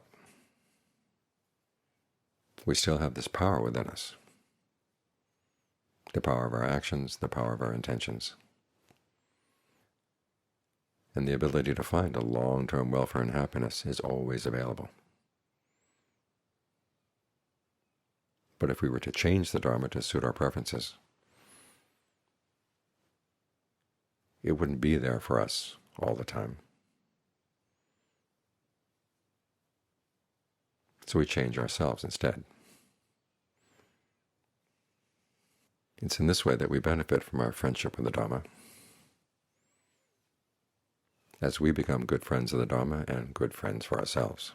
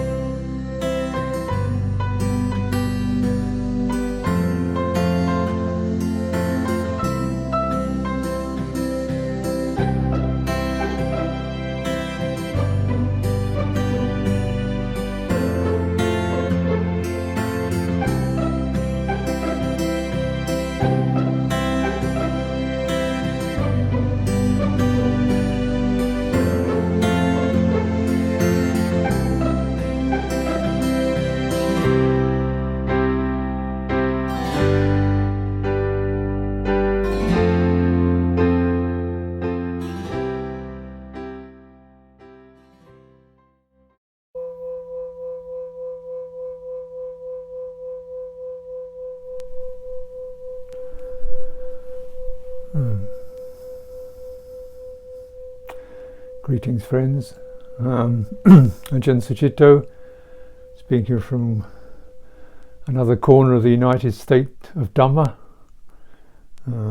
which is a body that I've been privileged to belong to for quite a while, and I meet many friends and Dhamma relatives over the years, including many of yourselves, and I hope to be able to, in due course, be able to renew that acquaintance using one of these flesh vehicles called a body. But right now we're using these amazing virtual vehicles, which saves on airfares and wear and tear, but it's kind of a second best. But here we go. So anyway, I'm just making this short video to offer my spiritual support and encouragement for your practice. Certainly it's a challenging time for many of us, but it also does keep reminding you, what's your baseline, when the nation goes crazy and the economy goes crazy and the world goes upside down, what do you belong to? What's your baseline? Who can you trust? Who can you turn to? And can each and every one of us be somebody who can be trusted and who can be turned to as circumstances wash over us and crash up against us. And this sense of Sangha community, Dhamma community, assembly, if you like to put it, the fourfold assembly is something that you don't just join once. Like any community, you don't just join it by a subscription or by moving in. You join it every day, every moment, through that commitment to placing your individual consciousness within the wider field, the collective. Because the collective is the baseline. We can't exist without some environment. And for most of us, for all of us, that's the human environment. That's what we exist within. We don't exist separate from that. So if you don't exist separate from that, surely then it's our duty to make that which we're not separate from as appropriate and suitable and as possible for our own welfare and for the welfare of others. This is our practice as community, as Sangha. It's not just to form some clique or little, nice society, inner society. It's for our own welfare, and that can keep extending. Whoever who wishes to operate in this way, then they're part of us. There's no entry fee. You enter every day through your commitment, and your practice. So you're looking around. How can you help? How can you support? What's your baseline? The baseline of the individual is inadequate. Using that as a baseline is not adequate. So even in your meditation, you can probably recognize when you sit and do whatever you do, you get a very strong sense of I'm here, and you've got a physicality of body or a sense of presence. But then what's around that? If you go inside it, you get into all the tangles and the physical discomforts and the sensations. You go inside your mind, you get into all the tangles of the mind. But you get to hold the whole thing as an entity, and the space around that, and you keep extending your awareness from your local consciousness, your self-consciousness into the unrestricted field of awareness. And the unrestricted field of awareness is our baseline as Dhamma practitioners. And the self thing occurs within that, whether it's the experience of the edges of your body, the pressure underneath you, the experience of your personal circumstances and the turbulence and turmoil, whatever it is. You widen across that until you get to the place where you can just contemplate. All this arises within my awareness. I'm not inside it, it's inside me. It's inside the unrestricted. So we're taking the unrestricted as our baseline, not the restricted.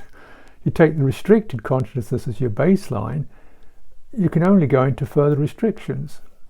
So you get the unrestricted, and you keep extending it to every place where you want to hold back or get defensive or get agitated. Okay, that arises within awareness. How do I meet that?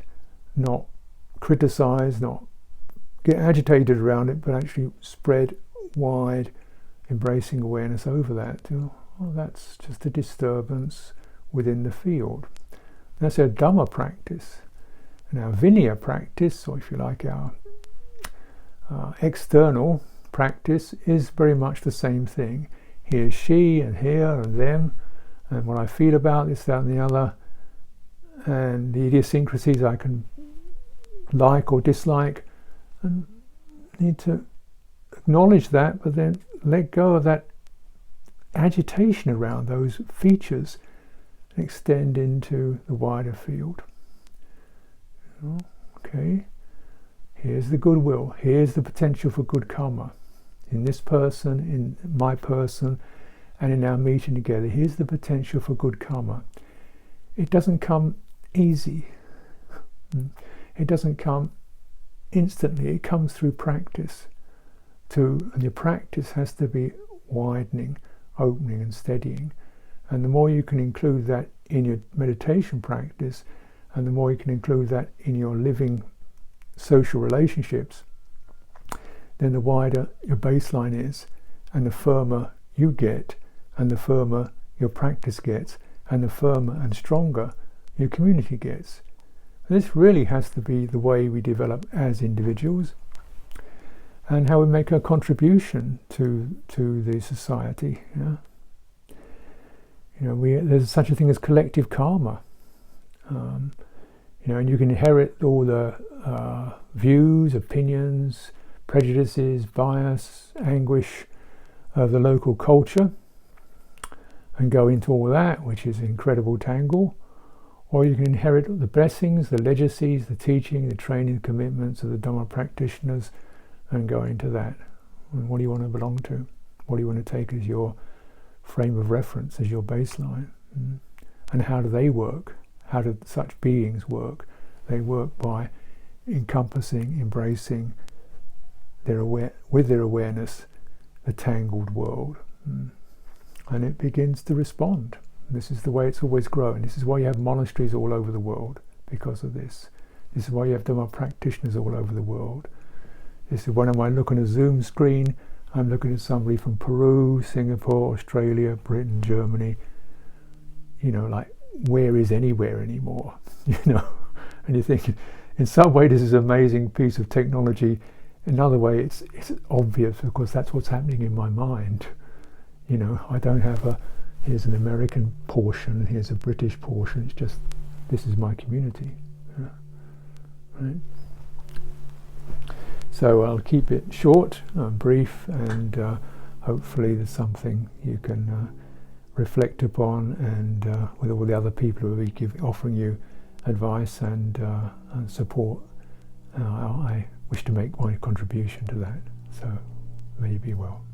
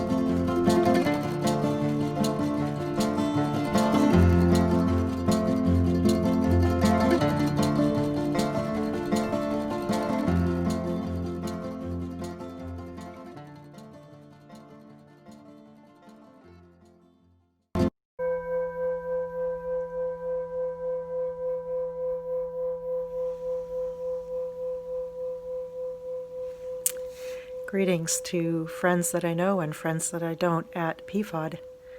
Very happy to be able to send my good wishes your way on this special celebration. 20 years is a long time, from the bare beginnings of a group of 3 or 4 people to what it has become today. And I've always appreciated my time with everyone at PFoD. I've really gotten a lot of joy out of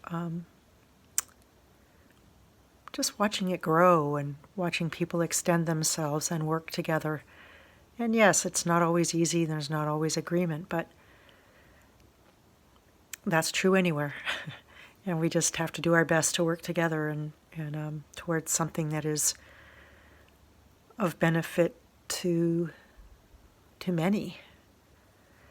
So kudos to you, because it's a wonderful thing that you've built and added to and sustained. The world certainly needs centers like this, and they're a place of great support.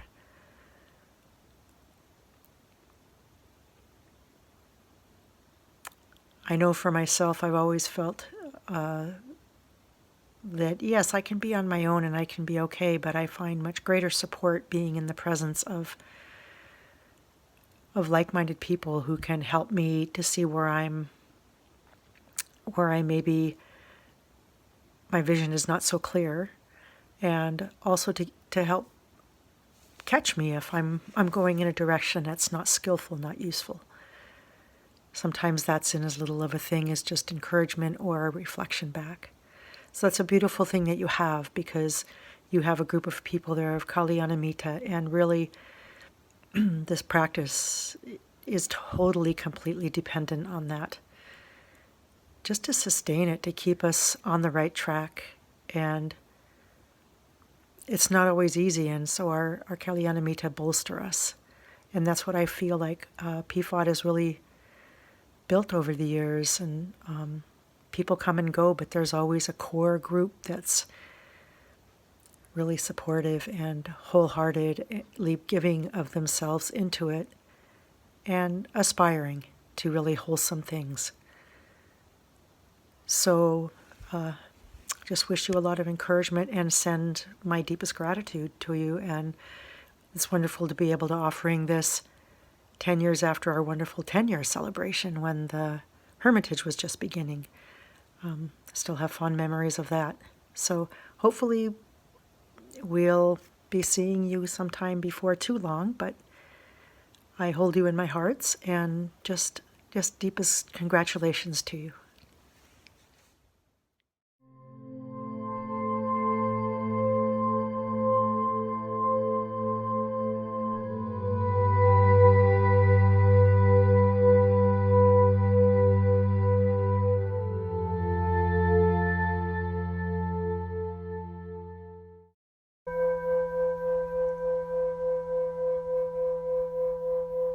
Wow, 20 years. It's amazing. And what a gift. What a precious gift to have this community of the Portland Friends of the Dhamma. This is a place where we can really practice all the things that the Buddha said we need for harmony and community. We can be kind to each other, practice an agreed upon set of precepts, share what we have with each other. And the Buddha said the most important thing is to have a view that is noble and liberating and leads to the complete ending of suffering. He compared that to the ridge pole of the house, or the beam at the peak of the house. And that's what holds the whole building together. That's what gives stability. And for us as practitioners, that gives us the unified goal. It pulls everything from the path along with it. It helps us help each other to stay on the path. And we can really, with a community like this, we can put forth the best version of ourselves. And we can live it and practice it until it becomes our character. We can live as a noble disciple lives. So what's a noble disciple? The Buddha contrasted the untaught ordinary person with the noble disciple in many, many places in the suttas. So we can learn, how does a noble disciple act and speak and think?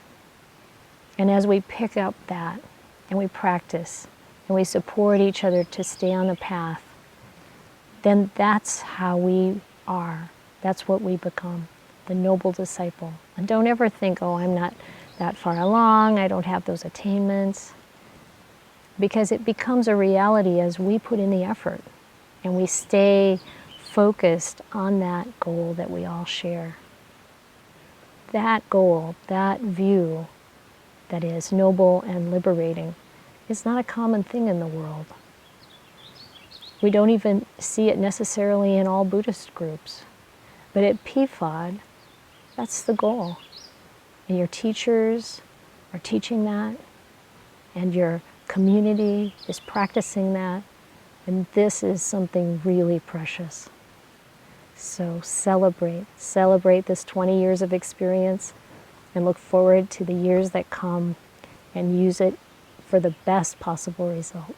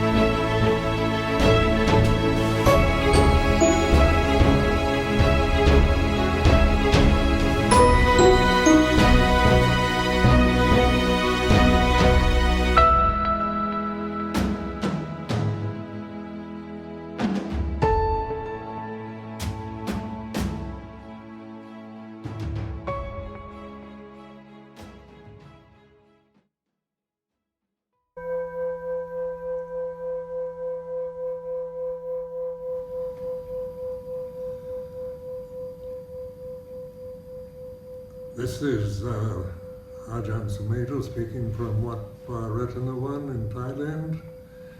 And I was informed recently by Sakula that the Friends of the Dhamma in Portland, Oregon will be celebrating their 20th year on the 28th of June. So I want to just express my appreciation for all the hard work that all of you have done to make this possible. The interest in Buddha Dhamma has increased very strongly throughout the world because there's a great need for wisdom and understanding of the way things are.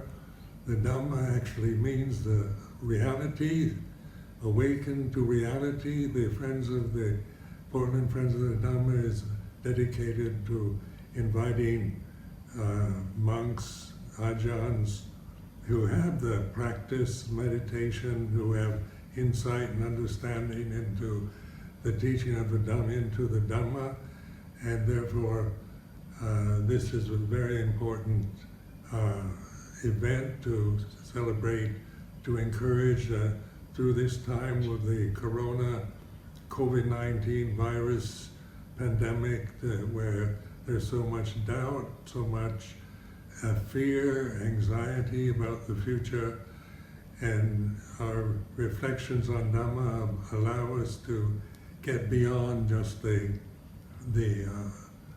immediate reactions we might have to the events that we hear through the media.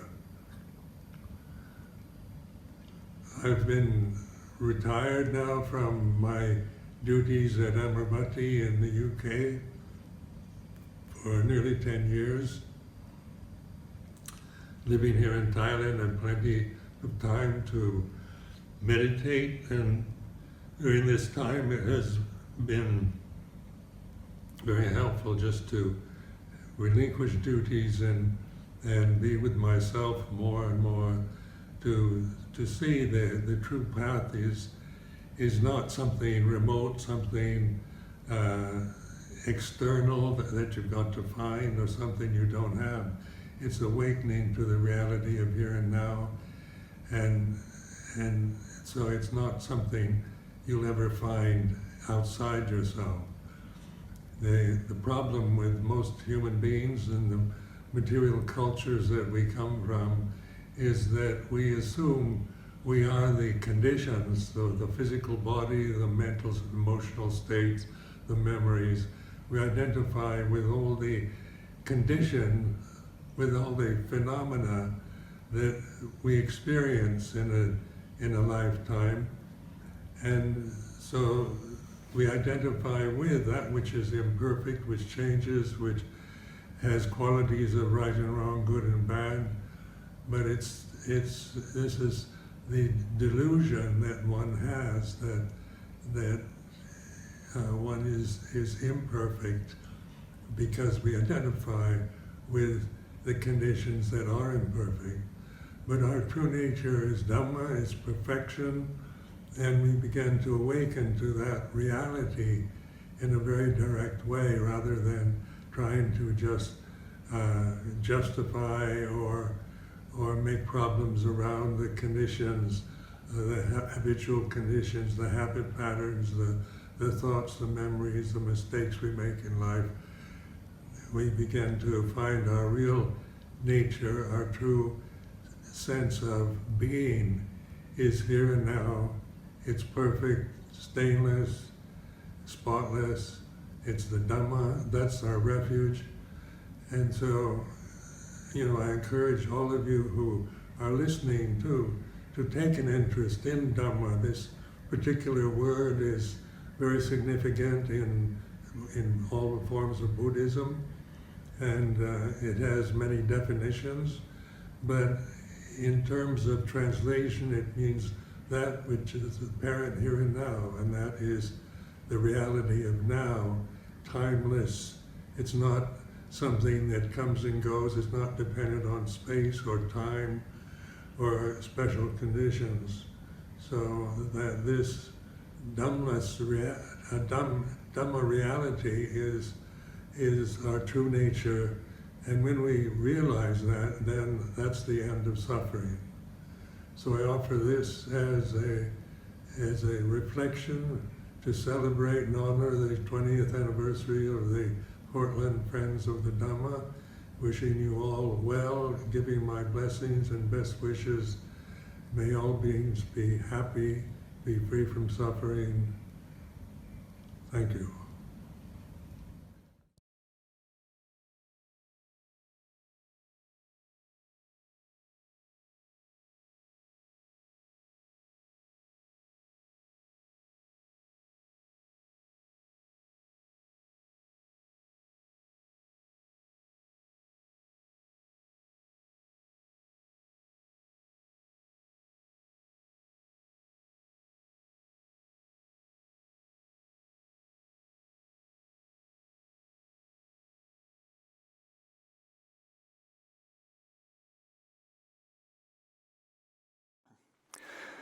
Okay, so welcome back, everybody. It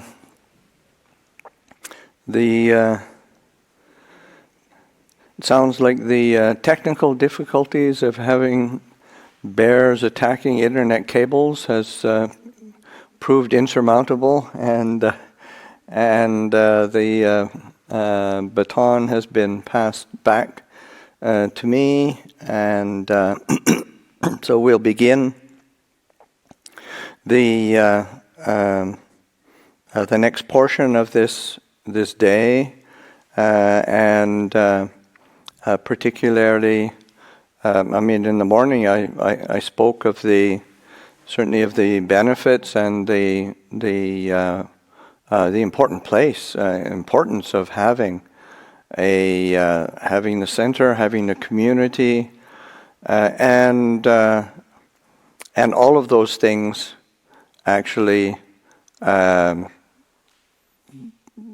it takes looking after both physically in the sense of people being willing to help with the keeping it clean, keeping in terms of maintenance, looking after things, and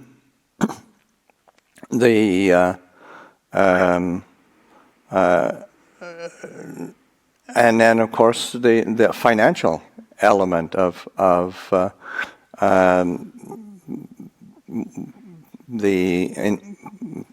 some years ago the community made that investment to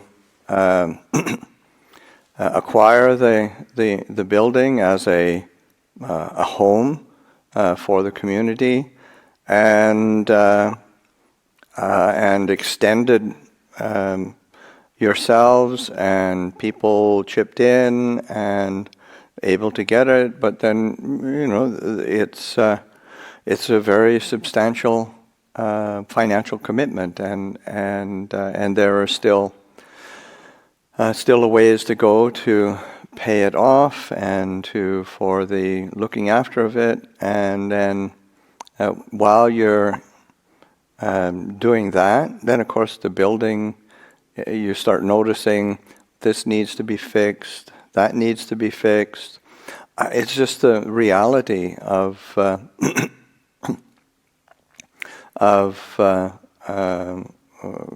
physical spaces. Anybody who has a home, a house, then you yourselves know that the responsibility and the commitment that takes, and something like this is something that is a much larger group of people, and it affects many people, and so it requires assistance and everybody pitching in. So just to encourage people to help in the ways that you can, and they're just in terms of just looking at helping out and looking after the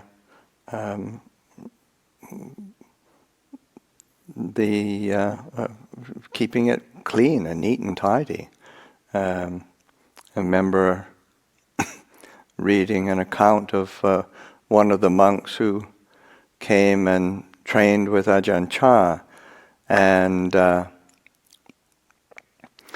he came in and he looked around and he was really impressed, and he said, "Wow, this is a wonderful monastery, and everything is so clean and neat and tidy, and the trails are all swept, and how does that, how's that happen?" And Ajahn Chah said, "Oh yeah, the trails sweep themselves." And so it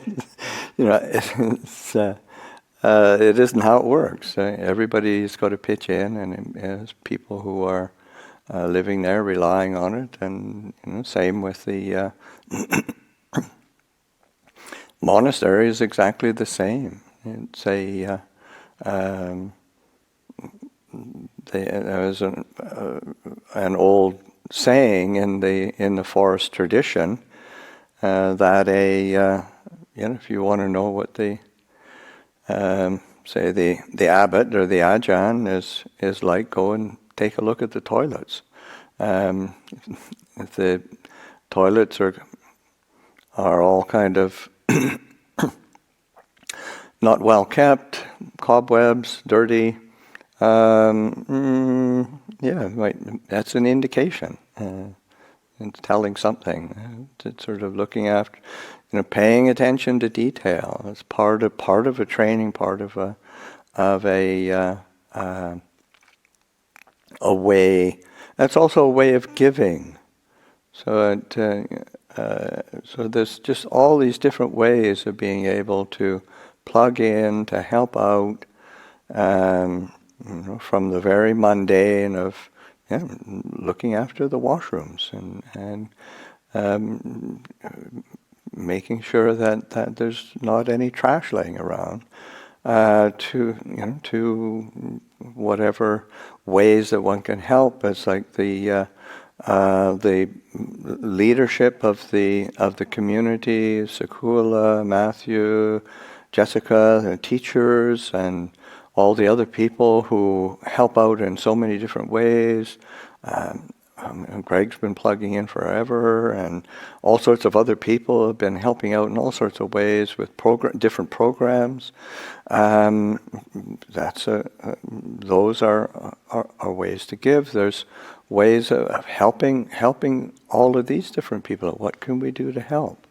What are ways of just coming and studying and practicing with each other, supporting each other, as well as the financial commitment, where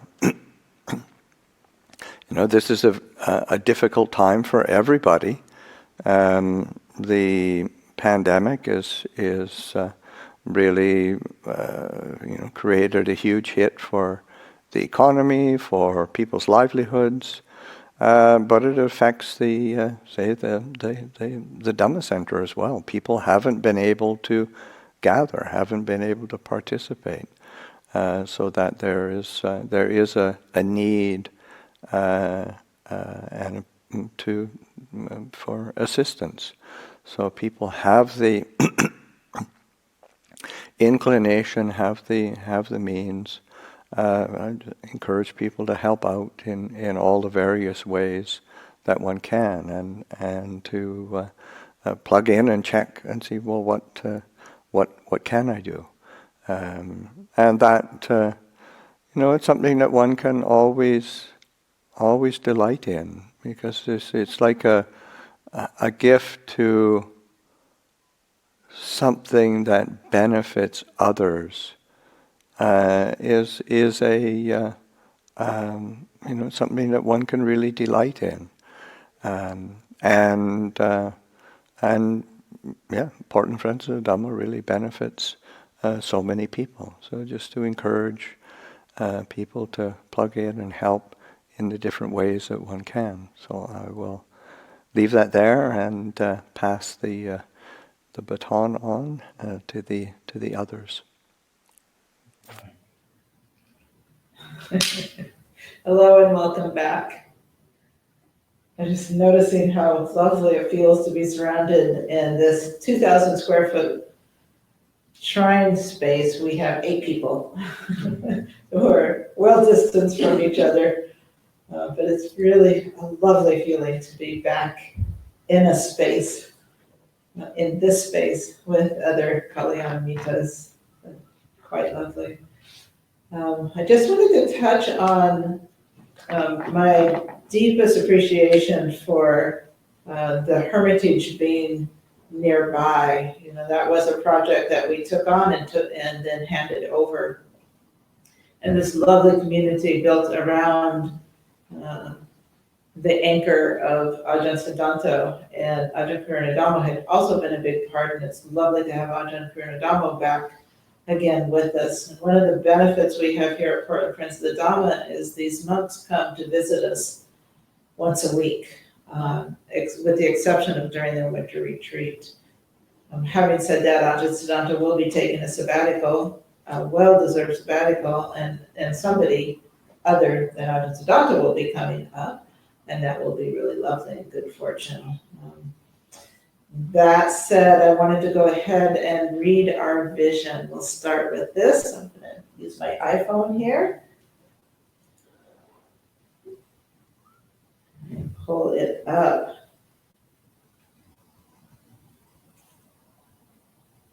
Oh, there we go. So, PFoD's vision statement. We envision a city refuge where we as lay people can set aside our worldly burdens within a community that nurtures virtue, contentment, and calm, so wisdom can rise. We aim to provide support for personal explorations into the Buddhist teachings, guidance in training our minds, and direct contact with the lineage of Ajahn monastics. Finally, we envision a community of mutual support and companionship as we strive to apply these teachings in our daily lives and walk the Eightfold Path.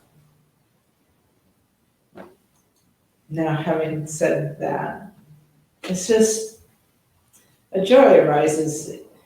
I'm going to start crying.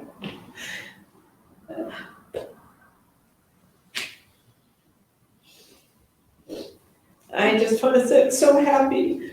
It's been beautiful 20 years, and you can see the amazing support that we have to, walk this path, this noble Eightfold Path. And when a person walks through these doors, whenever that is possible again, you walk into a community of people who are committed to wholesomeness, to kindness,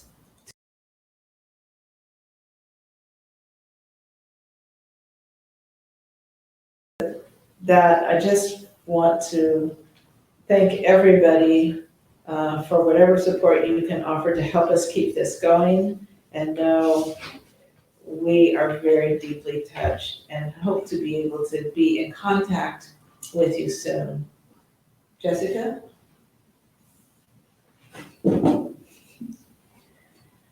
Sorry.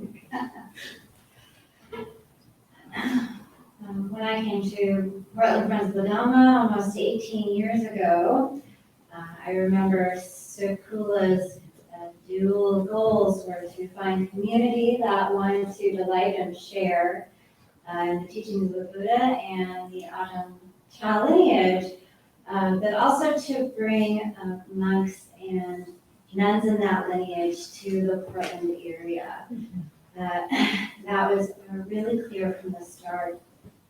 When we took on that project, not too many years later, I happened, as I remember it, I happened into an impromptu meeting that was happening in the kitchen, wherein you said something like, "Oh, you should be the Dhamma coordinator for the first 3 months." And I said, "Well, okay." And so for our trial run as a Pacific Hermitage, I became the Dhamma coordinator. And that's a really honorable title. It's the coordinator of generosity. And essentially my position was to make sure that the monks in Mosher at the time got a meal every single day. And I was a little worried about that. But we did have a steward out there, and I was tasked with staying in daily contact with the community members who wanted to support the project and the steward. Long story short, the steward did not have to provide a single meal. In the space of 3 months. The community completely and fully and joyfully and generously took care of the Pacific Hermitage monastics, and it gave them, it gave us a lot of confidence that we could really and wholeheartedly extend an invitation for them to come to Portland. And it also gave me the confidence that our community could continue to support itself and support each other. The Portland Friends of the Dhamma is 20 years old now, and the Pacific Hermitage is over 10, I believe. And it's swimming along quite beautifully. I also want to say a couple of words about the importance of having a physical refuge, like this building, or the Selwood building, or the building in Northwest Portland. And it's this. Living the Dhamma in this tradition, in this lineage, especially, is living a life of training.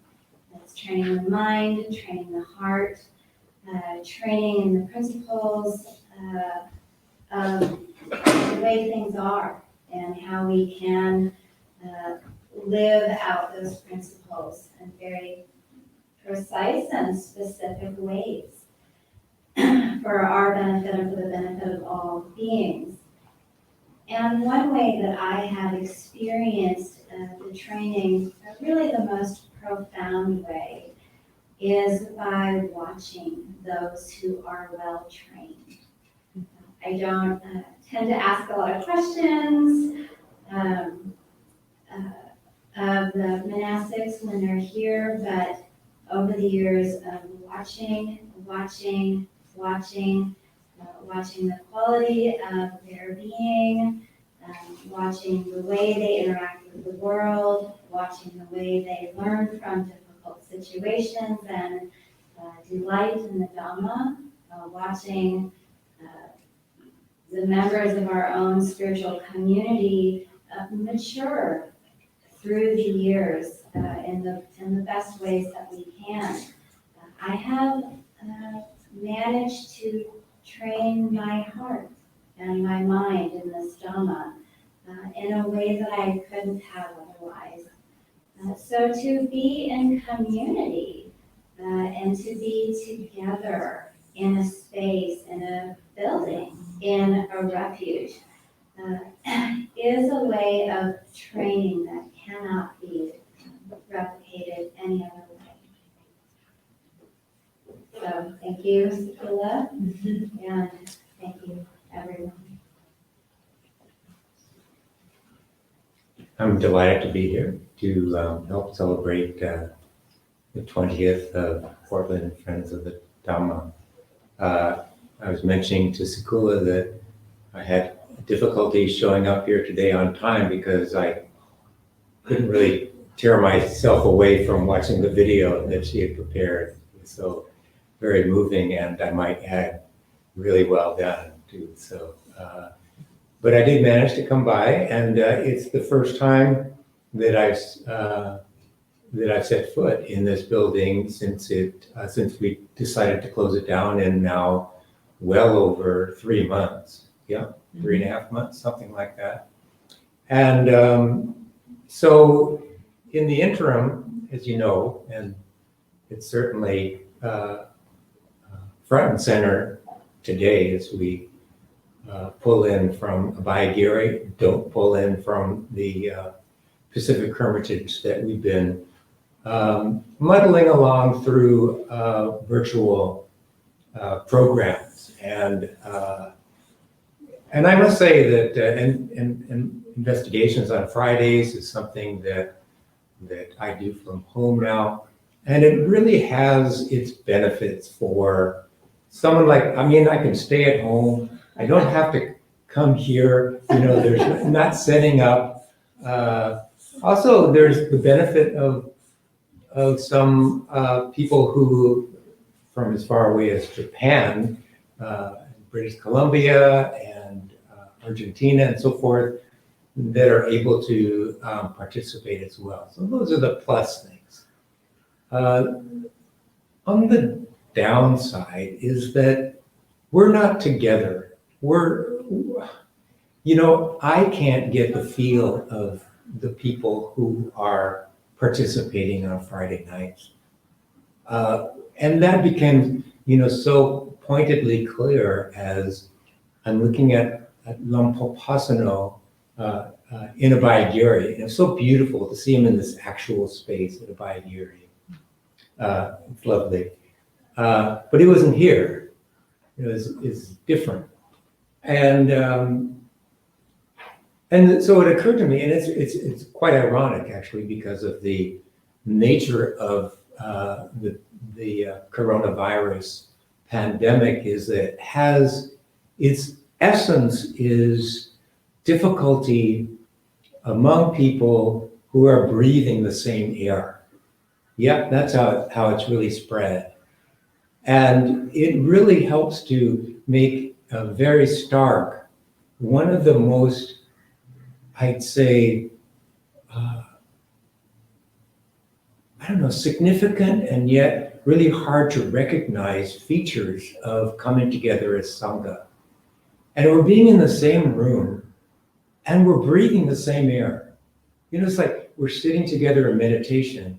And I think one of the reasons it's so powerful is that there's this molecular connection between us as we sit here together.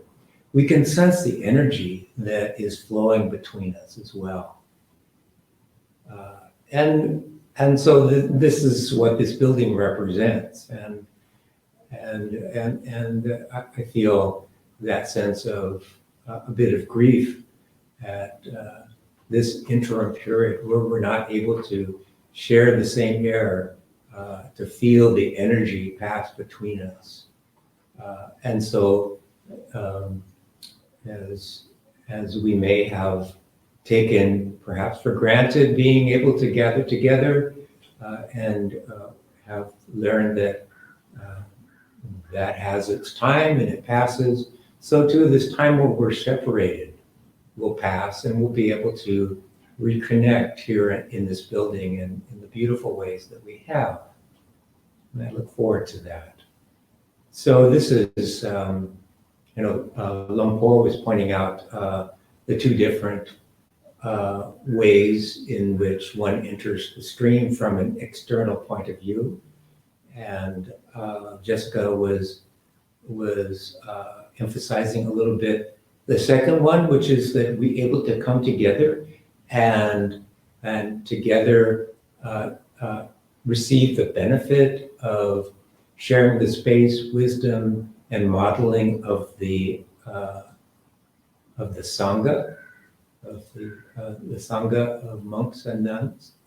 And then the other that Luang Por was talking about is just the Kalyanamitta of each of us together.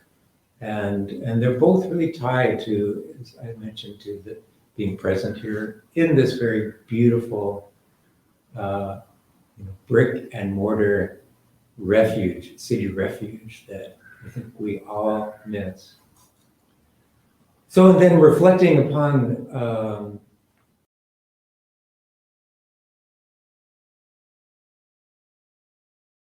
I remember speaking to one lay Dharma teacher who depended on receiving funds in order for their livelihood, and they said that in their experience they experimented with not really charging a fee and found that people tended to value the teachings or the program, whatever, in accordance with the amount they were paying for it. If they weren't paying anything, they found that they didn't place much value in that. And that has been so not my experience here at Friends of the Dhamma, that we almost value what we're being offered. Well, I shouldn't say almost. We do value what we're being offered because it's so freely given. But to recognize this is an experiment, that experiment in what Ajahn Jeff calls the economy of gifts, which is so beautiful. And so when I think about giving and generosity, I was thinking about it this morning as Luang Por was talking. It's like in terms of the past, present, and future, to look at just the gratitude I feel from what I've received in the past, here in this hall, through the monastic community, through Sakula's teachings, through Jessica's teachings, just the benefit of being here, community, is just a tremendous amount of gratitude for what's occurred in the past. And then there's a sense of appreciation for what's happening right now. You know, this sense of the programs are continuing to be offered. People are continuing to draw close to the monastic community, close to the Dhamma by participating in these programs right now, and what it is that Friends of the Dhamma is able to offer in the present moment, and a tremendous amount of appreciation for that. And then Chaga, which means generosity, looking at the generosity for the future, and really considering a sense of responsibility, not for my own future, because we all could be dead tomorrow, but thinking in terms of what we can do to provide for people in the future, whether it be our children, whether it be people who come into the greater Portland area, who may not have had the opportunity to experience what Friends of the Dhamma has to offer in this very building. So a sense of responsibility that, for me, really is one of the motivating factors to stimulate this sense of generosity. So as this is a spectrum of past, present, and future that I feel connected to in terms of the opportunity to offer whatever we can in order to express our gratitude, appreciation, and generosity. Yeah, so I'll leave it there. Thank you. Okay, so we have had the great good fortune to gather today and to do something really wholesome together, something really truly good, and that is it's something to be really happy about.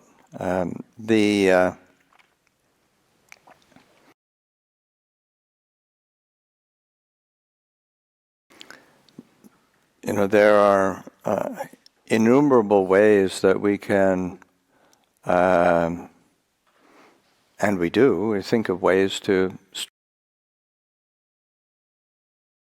stress ourselves out and to create a sense of agitation within ourselves,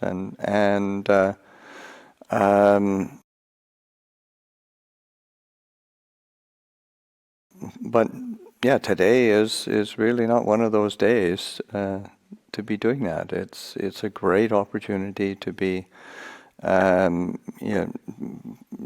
doing something good together, and I think it's a great reminder for all of you, everybody who is out there,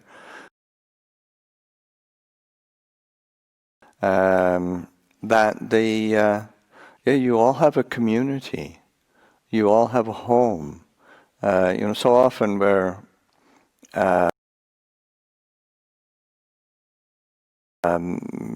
that feeling of being, not having much of an anchor or a tether or a refuge form that is so fragile, really, and particularly during a time of pandemic, it's even more it's highlighted. But then on the other side, the other way of reflecting and recollecting is that there is this tremendous, for the Portland Friends of the Dhamma community, that you have a group of people, you have a physical space that right now you might not be able to gather at, but you have the opportunity to plug in, you have the opportunity to help support and to make it available to yourselves and to others into the future. And that's something really quite wonderful, that one can be paying attention to. So just today's been a day of gathering to help support, showing generosity. But I think it's also an opportunity to recollect community, to recollect the opportunity to draw close to like-minded people, to draw close to people who have a sincere wish to live a life of integrity and a life of non-complication. That's something really important for all of us. So today, having gathered, of course, it all began at 9 o'clock this morning, and whatever is of the nature to arise, that has the nature to cease. So we're coming to the cessation part, coming to the end of this gathering, and I'd just like to express my appreciation for all the effort that it took to make it happen, and to all the people who have joined and participated, and to all the people who have been willing to help out and to share, to support Portland Friends of the Dhamma. So I'd like to take this opportunity to close with a chant as a dedication of blessings, a sharing of blessings. If you've got a chanting book there, it's the page 33. You can join in. As I said, if you've got a physical one, it's on page 3, and PDF, it's there, and just setting the intention, setting the heart that as the chant begins, it's through the goodness that arises from my practice. I mean, that's recognizing that one's efforts and one's intention to make a conscious choice to do that which is kind of selfless, and it has tremendous benefit. I remember years and years ago going to pay respects to Ajahn Buddhadasa, and he was quite old at the time. He was over 80, because I remember him kind of grousing and saying, I'm over 80, I'm embarrassed, I'm ready to pass on. I've lived longer than the Buddha, that's really embarrassing. And so it was really very sweet. But then I had and I asked him what he felt was the kind of the, after all these years of teaching and practicing and being a leader of communities, what was what would he point to as the central teaching or central point of it all? And he said, "Oh, that's easy. Don't be selfish." And it was just very matter of fact, very sweet, and realizing, this is the opportunity that we have as human beings, as practitioners, and just to not be selfish. It's for our own benefit and the benefit of all beings. So again, just my appreciation to everybody, and we will close with the chant.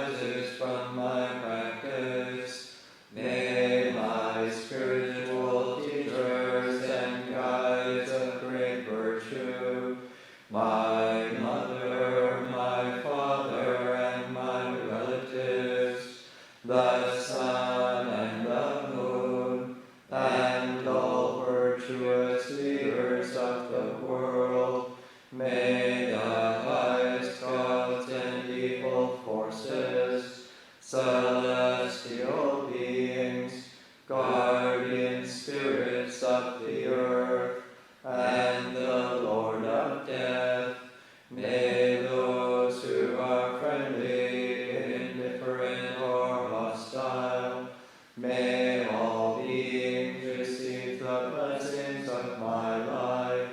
May they soon attain the threefold bliss and realize the deathless through the goodness that arises from my practice. And through this act of sharing, may all desires and attachments quickly cease, and all harmful states of mind, until I realize Nibbana in every kind of birth. May I have an upright mind, with mindfulness and wisdom, austerity and vigor. May the forces of illusion not take hold, nor weaken my resolve. The Buddha is my excellent refuge, unsurpasses the protection of the Dhamma, the solitary